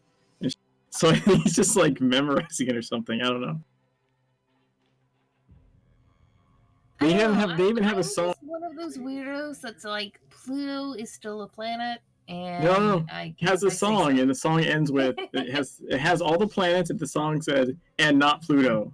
Oh. No, sorry. I'm in the sad. Pluto is no Pluto's not a planet. Sorry. It's It's a dwarf it's planet, dwarf though. No. It is indeed a dwarf planet. It can be a dwarf planet. That is totally fine. And he can name you all the other dwarf planets. I did reports on Pluto when I was a kid because it was my favorite planet. There's a Head Rick and canon. Morty episode about Well, this. it's still a dwarf I know planet. there is. I am aware. Along with Eris Head and canon for real life. all the other dwarf planets. There's a bunch of them. I know. It's okay. I And know. Neil deGrasse Tyson continues I getting heat know. for that too. Didn't we wonder how much You're Neil right. deGrasse Tyson was going to come into play Moons of Madness and be like, well, this is wrong. Oh, It's Mars. There shouldn't Yeah, be we just, tentacles let's everywhere. just not have him play. 'Cause, no. He's actually one of the masks of Nyarlathotep Hotep. Oh, okay. That's canon now. Trivia. Nice. I knew it. Clip. Save. And there's contention amongst Lovecraft geeks, but I say Nyarlathotep instead of Nyarlathotep. But Like the harder T. The harder T. yeah, because I think Hotep is meant to be its own thing. So Oh my god. You can't say Hotep. I think Bubba Hotep. right. Well, okay. Well, maybe that's a reason to conceal it. Bubba Hotep's amazing. That is an amazing movie. Oh, I remember that one. I should lie, but I can't. I remember it. So, Scrib, since we have you on the show, is there anything that you wanted to help promote? Or is there anything that you wanted to promote specifically since we have you here? And we love that you're on the show. And Let's see. What have I worked on that some of you, since the last time I've been around, some of you guys? Let's see, just going down the list. I did work briefly on Assassin's Creed Odyssey. Ooh, okay. But All right. really briefly, I don't want to overstate my my contribution to that, but specifically on the Medusa section and the young doomed romance on that island. I worked, as I said, on that Tender ARG. What else? My short story, The 500 Days of Miss Between, which is a Cthulhu Mythos story, which is in tomorrow's Cthulhu anthology. That was a few months back. That showed up on the Drabblecast B-Sides, which is a podcast. There's an audio production of that. Let's see. Of course, I've worked on Moons of Madness. I've done some recent tabletop game writing for Vampire the Masquerade 5th Edition. Awesome. not the stuff I did is not out yet. That'll be the Chicago Folios, which is kind of a supplemental source book to the Chicago by Nights book that's out. And you were just at a convention in Chicago? I went up, and the first of what I guess will be many steampunk expos. My partner up there, she and a friend were running the Gothic track of that. So I went up there and dressed as a grave tender, as a sexton, and read Gothic horror stories to an audience. Wow. That's amazing. I was And very had an buzzed on amazing- absinthe. An amazing picture where it looked like you were flicking off the camera person. Oh, right. But that was just me. That Yes. was just me holding my my lantern, my grave tender, my sexton lantern. Hey, if Lantern. anyone's Yeah. allowed to flip off the camera, it's Scriv. Yeah. That's okay. And then It's all right. I did a presentation on grave robbers in the 17 and 1800s. Or no, 17th and 18th century. I'll say our third winner is Blodwedd. Yay! Awesome. I'm glad. Thank you. Congratulations, I've been avoiding Blodwedd. this to be focused on getting into the Inferno out the door, and I'm totally psyched. So I said before the show that because these keys came from Andy directly, that I wouldn't mind if any of our own staff went ahead and entered any of the contests or anything like that, because, well, we all buy games. We all, they don't just hand them to us either. So so I said yes, if Griff wanted to enter, or if Ember wanted to enter, or if anyone wanted to enter, they could, and that was, I think, perfectly okay. Just not Jimmy. Because he already has it. Because you already have it, right? And I already have it too. You already so. have it, and you already Yeah. beat it, dude. Yeah, I go back in because I missed an achievement, because apparently I didn't die to something. I was annoyed. Also back to Scriv though, and promoting things. Question: is your Patreon back up and running yet, or not quite yet? Next week, actually. Okay, That was one thing I wanted to mention. excellent. There will be a new text story next week, and then a little after that, new audio story. Excellent, wonderful. I So was you can go wondering there. I if we were do. gonna get that going again. Yeah, my apologies to Patreon followers. That kind of fell by the wayside as I've scrambled with the freelance stuff. But really, that should be at the forefront of my freelance stuff. So I'm Yes. pumping some like- more stories into that. But yeah, it's at Joshua Doetsch, Doetsch at Patreon. But yeah, it's short and micro weird fiction, horror stuff, other stuff. I'm gonna do some stories where I'll let certain tiers vote on which genres to mix up for a random story, that kind of thing. But yeah, I've got a bunch of audio stories to catch up on of the existing text stories. But one of the ones that I actually read at that Gothic or at the Steampunk Expo will show up in audio form. Yeah, that should be coming up next week. You have a question from Excellent. Verb. I'm glad you have that going again. He says, describe strangeness in proportion to Death Cutie Boogaloo. When? I was actually just thinking about that recently. I might. So I've been doing a bit of writing for the Onyx Path people, who do a lot of the White Wolf properties. They license out a lot of the White Wolf properties. The whole White Wolf thing's a little more complicated, but they're owned by Paradox now. But they would be a start to go to as far as like talking to who I would need to talk to about doing a new story with those characters. And I had some thoughts recently on that. I also have another novel that I'm going to be. It's kind of partially written. It might be more of a novella, but it's actually a Cthulhu Mythos thing that I'm going to be pitching in the next week or so to some folk that I think will probably go through. I think it'll pop up in some form. What else? I've also done some tabletop writing in D&D, not at Wizards of the Coast, but at Onyx Path. They have a third-party setting called Scarred Lands, and I did some writing on that recently. That should be coming up. And Scarred Lands they've updated it to 5th edition D&D rules, but it's sort of Greek mythology shoved through some heavy metal, shoved through the Dungeons and Dragons rules. And it's Okay. a lot of vicious fun. But yeah, check that out. It's a fun setting to play in. And yeah, I'll probably be doing some more writing for that.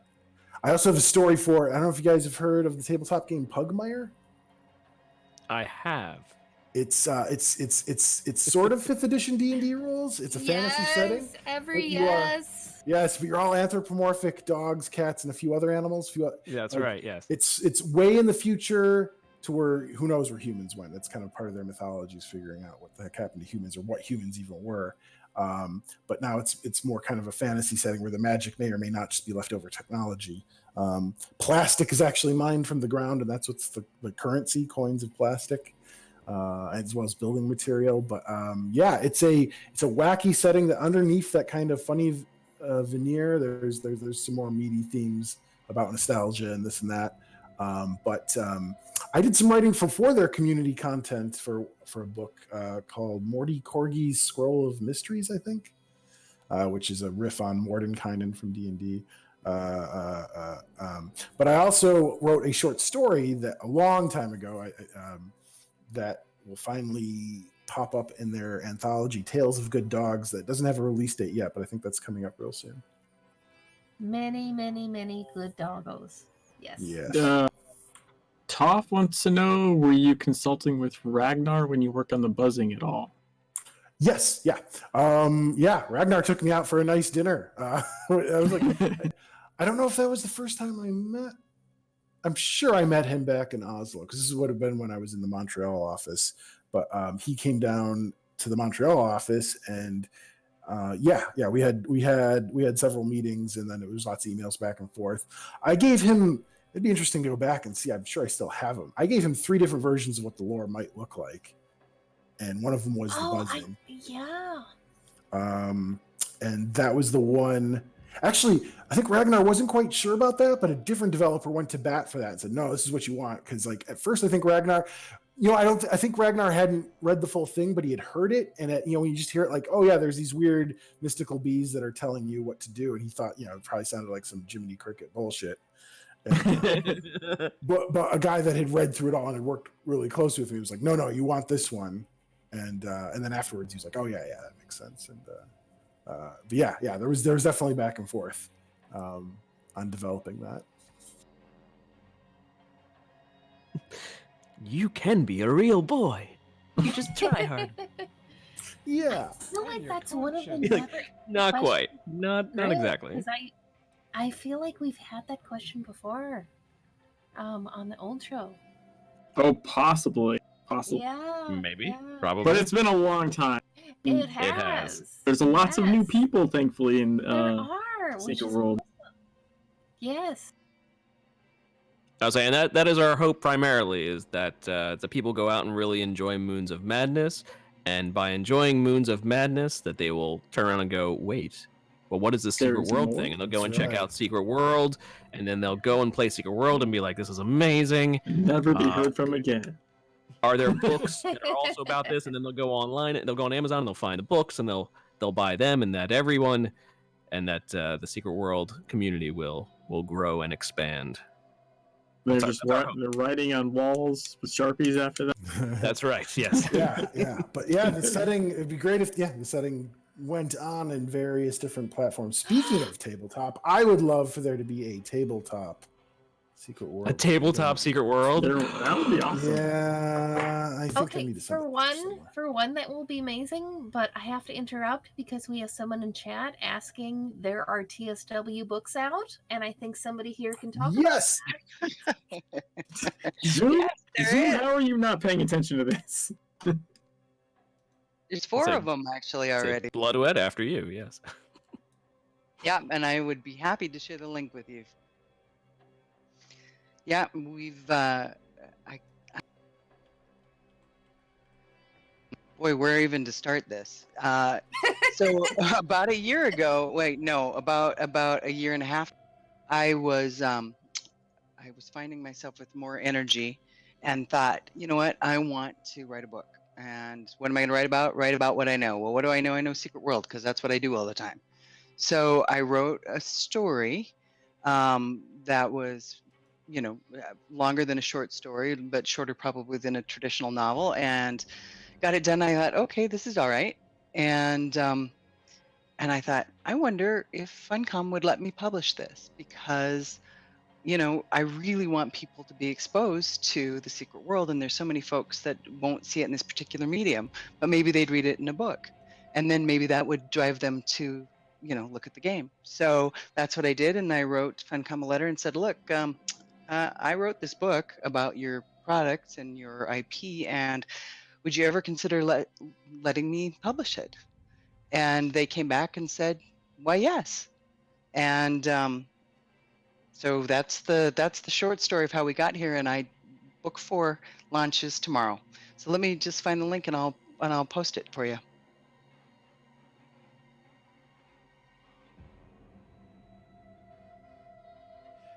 Asking if they're paperbacks. I got you. Okay. And indeed, there are paperbacks. I was say, I'm not sure you're. Yeah, you won't be able to post links. Sorry. Yeah. Oh, but don't worry, we got you. We got you. Oh, okay. I thought it looked like. I see. ... Very good. Yeah. So yes, that one that Ocho posted actually is the one that isn't in paperback, but that's because it's the first 3 books. The omnibus edition, which has the first 3 books, that is not in paperback, but each individual book is. If you go to their pages, you can pick them up in paperback with the artwork of Hollow Point on the cover. Yes. Indeed. In fact, he and I were just strategizing about the cover for book 5 today.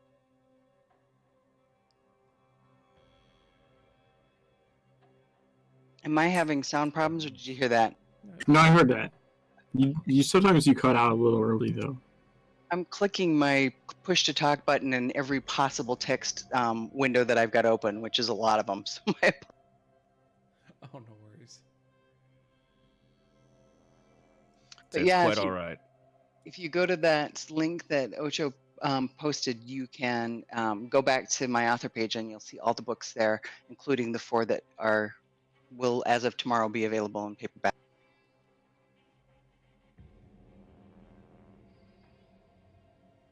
I'll just go ahead and post that one as well.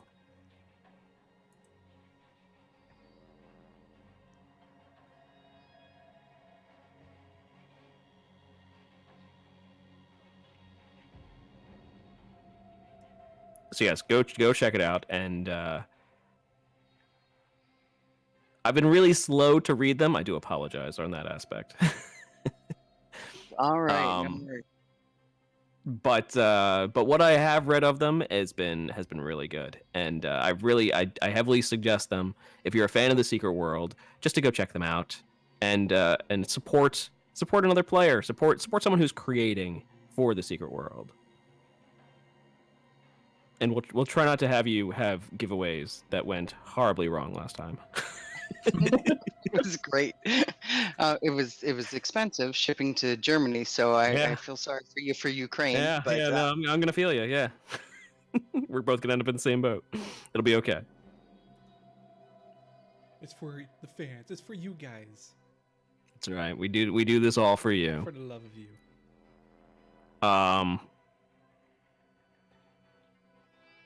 So, I think that if anyone else has any questions, has any more questions, or has any anything else they wanted to ask of Scrivenomancer or Blodwedd Mallory,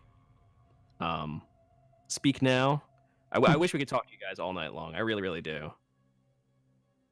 Yeah, it's been fun. It's been fun to be back and talk about all this stuff again.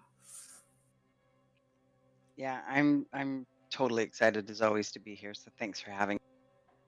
I will say before we start to wrap things up, I did promise my wife I'd give her a shout out because she was kind enough to let me do this tonight, even though today is our 10-year anniversary. Oh no! Oh, happy anniversary! Yours is a cool wife. Yes, she's very amazing, and she. Yes, a big shout out to Jimmy's wife. Yes. Yes. That is totally a great one. I didn't realize until the last like I knew the anniversary date. I hadn't forgotten the anniversary. But it was anniversary date versus we do the cast every other Thursday, and it just didn't dawn on me that like the Thursday was also the date. Oh no. So you're like, what are the chances that the next show is gonna be our Oh no. yeah, it happened to fall on it. And I was like, oh. And I was like, well, if we weren't really doing anything, it wouldn't be that big. But you know, we have Blodwedd, we have Scrib, we have Moons, like a lot going on, yeah. Yeah. So she was very nice. Like, just this We're once. gonna go finally have a weekend off. Her mom's gonna come watch the kids this weekend. So it worked out. bravo. But, Very nice. Very nice. but yeah. Nice. So yes, So a you're gonna big have thank you to Go ahead. I was a big thank you to Mrs. Jimmy the Rabbit.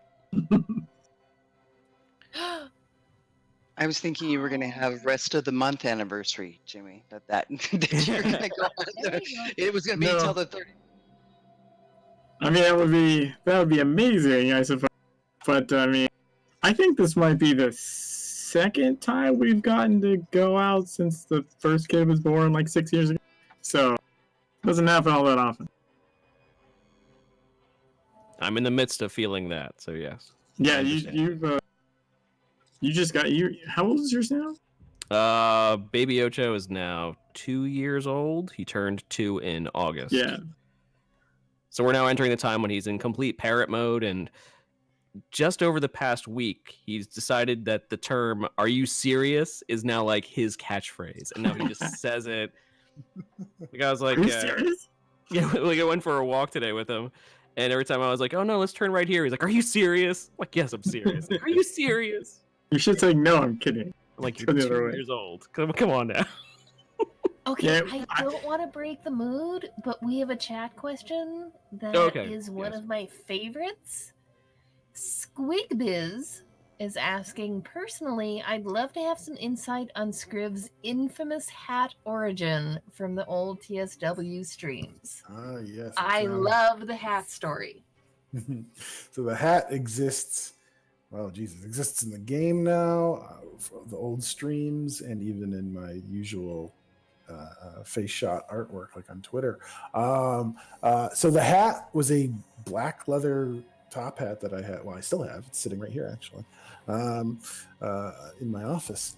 And then if one goes to the Renaissance fairs in various places, often there is at least the ones I've been to, there's a booth for, I think it's called Gritchels. They're these sort of weird leather faces with eyes and stuff. And they build eyes into bags or patches or this or that. Or usually faces, like that's the full size thing. They sell these like smaller eyes that you can get as like a medallion or as a patch to put on something. And I had this big eye that was a patch. And my mom sewed it for me onto my leather hat. And it's Amazing. It's come in handy in Montreal. I used it for a Nyarlathotep Hotep costume, actually, and then at some point, I think when we were doing I would just wear it because I think I had it in the office. I don't even remember why, but I'd wear it for the streams we did, the streaming ones. The streaming one. Yes. Yes. That name was my idea, by the way. Oh, good to know. Bravo. Yeah. I like it. I like it. Anyway, Still waiting for the buddy cop movie. that would be good.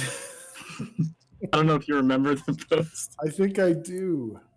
It Yeah. was 21 Jump Street, but I think I put you and Tilty like photoshopped in. Yeah.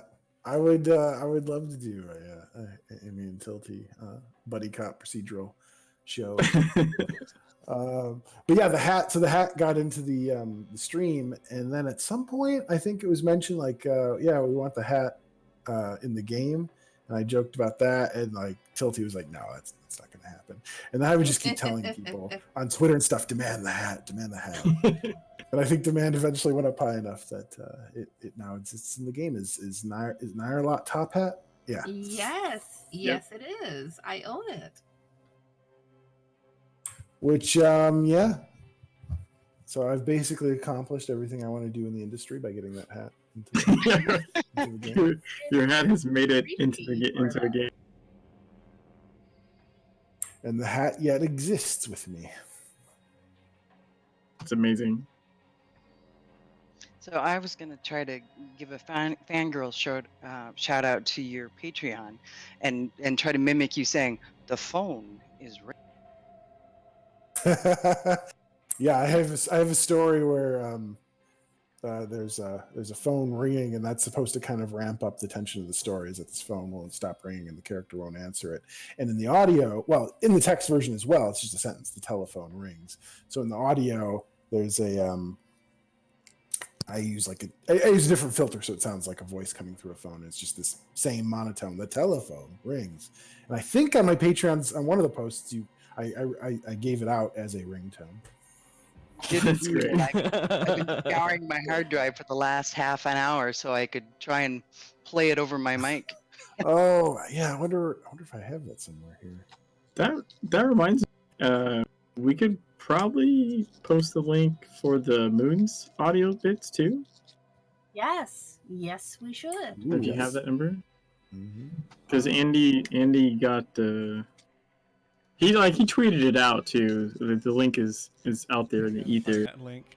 Uh, So I didn't have that one ready. So Yeah, I but forgot about it. yeah, there's like a little collection of little Moon's sound bites that you can use for things. Yes, Andy has specifically said we can use them for streaming sounds or phone rings or just whatever we want. Wallpaper. got it. I found it. Oh, you got it. I was trying to find it. Yep. I have the Moons of Madness wallpapers. Great. You mean different art? He did talk. Actually, that came up on one of their streams, Tuesday stream maybe.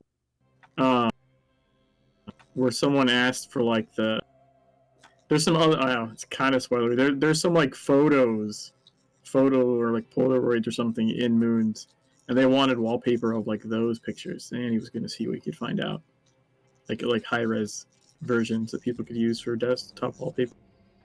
But we're still waiting to hear on that one.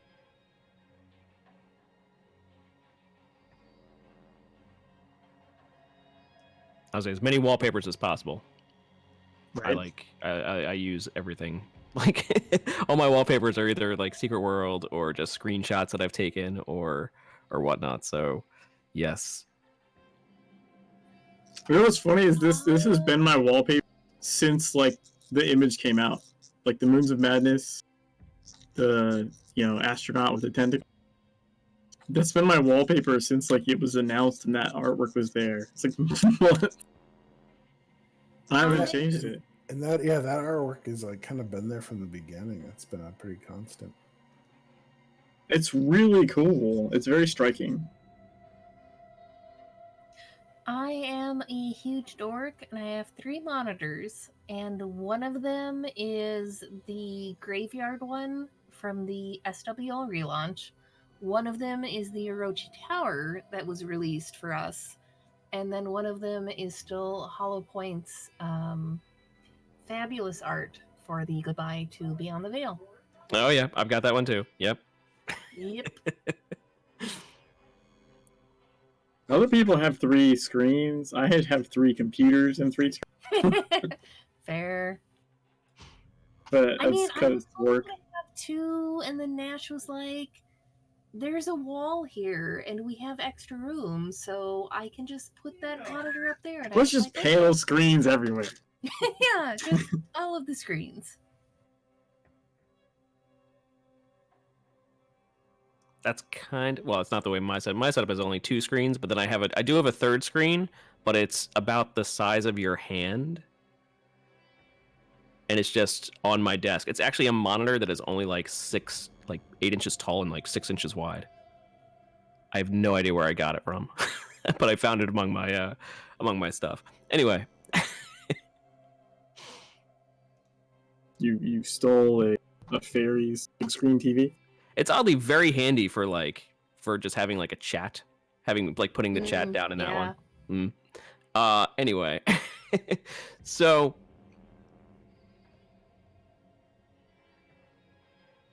say I just put it down. So I wanted to give a big thank you, a big, huge thank you to Scrivenomancer, Joshua My Deitch. pleasure. Say go ahead and go follow Scrivenomancer on Twitter. That's one of the, I think, best ways to find your. Yeah, I'm pretty often there. Yeah, so you're pretty much always on Twitter. You can also go check out joshuadeitch.com, which is your website, or your Patreon page, which we linked. That is patreon.com/ Oh, I just had it. It took me off. It's patreon.com/ Joshua Deitch. Right, and yeah, that's been dusty for a while, but new content's coming out starting next week. And also a giant thank you to Blodwedd as well. Blodwedd, thank you for coming on the show. Thank you so much for having me. I appreciate it. It's been wonderful, as always. So you can find Blodwedd also at blodweddmallory.com. That's blood with 1D, but wed with 2 Ds. Blodweddmallory.com. Also on Twitter, I believe it's at Blodweddmallory. That's right. Yes, at Blodweddmallory. Also on Twitter, you are, not as prolific as Scrivenomancer is on Twitter, but you're still on there. And so go check your stuff out there, or also on Amazon, where you can check out both of your stuffs. So Strange is in the Proportion, I know, is on Amazon. That's right. Yeah, for a while it wasn't, but yeah, you can get it on Amazon now, as well as I don't know if the physical copies are on Amazon. If you want a physical copy, you might have to go to drivethroughfiction.com. Okay, that's good to know.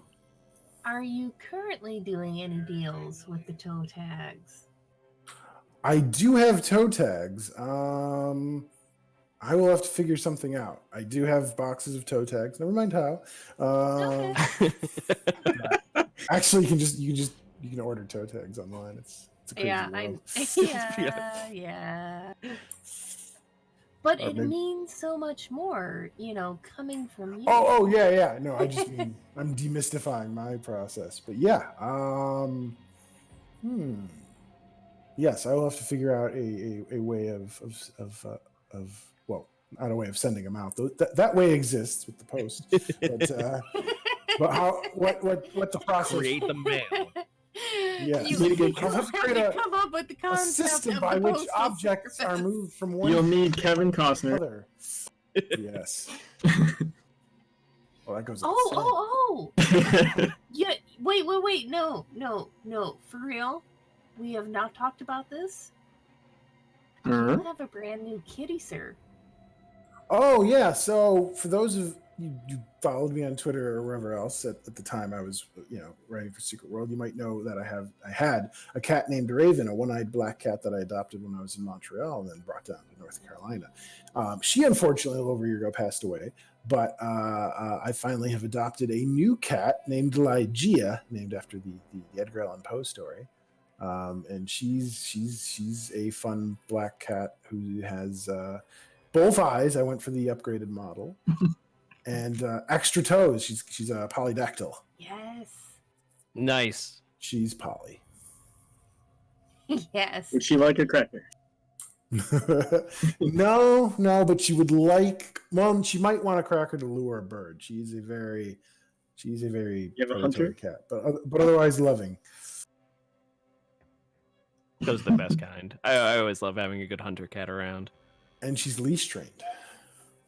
Ooh, it's even better. I bought a leash and a harness, and she's a young-ish cat, 2 years old, but not a kitten. So I thought, okay, I watched the videos. I'm like, I'm gonna have to put in some time to really possibly get her to accept a leash. But I had her on the harness like on the second day. She's just a really adventurous cat who isn't put off by much. Does she have spikes or diamonds on her harness? Is what I want. Right now it's a plain harness, but I have thought I need to up the harness game. It's also made me realize I could probably dress her up in cool costumes since she doesn't mind. Oh yeah. True. I say just go back to the Renaissance Fair and pick up some more of those eyes. Ooh. Oh, I can give her lots of eyes. Make good cat And tentacles. I can make her a good Tentacles, angle. See that eye, like the red eye, like right in the middle. Then it's like from X-Men. It's like Oh, there you go. I think it was either Professor X or like evil version or Sinister had a cat with a red eye in the center. Oh, did they? It sounds like something Mr. Sinister would have. Yeah, they did something weird in one of the reboots where Professor X was a dick and kind of evil. It sounds like a great title for a Marvel What If comic. What if Professor X was a dick? Because it's like, he has those mental powers and like he seems nice. Yeah. But in reality, he was just manipulating everyone, and they were all liking him and doing the whole team thing because he was making them. Because he was making them. Yeah. That's pretty cool and horrifying. Right? What if the X-Men was just a toxic construct by a lonely old man? Oh no.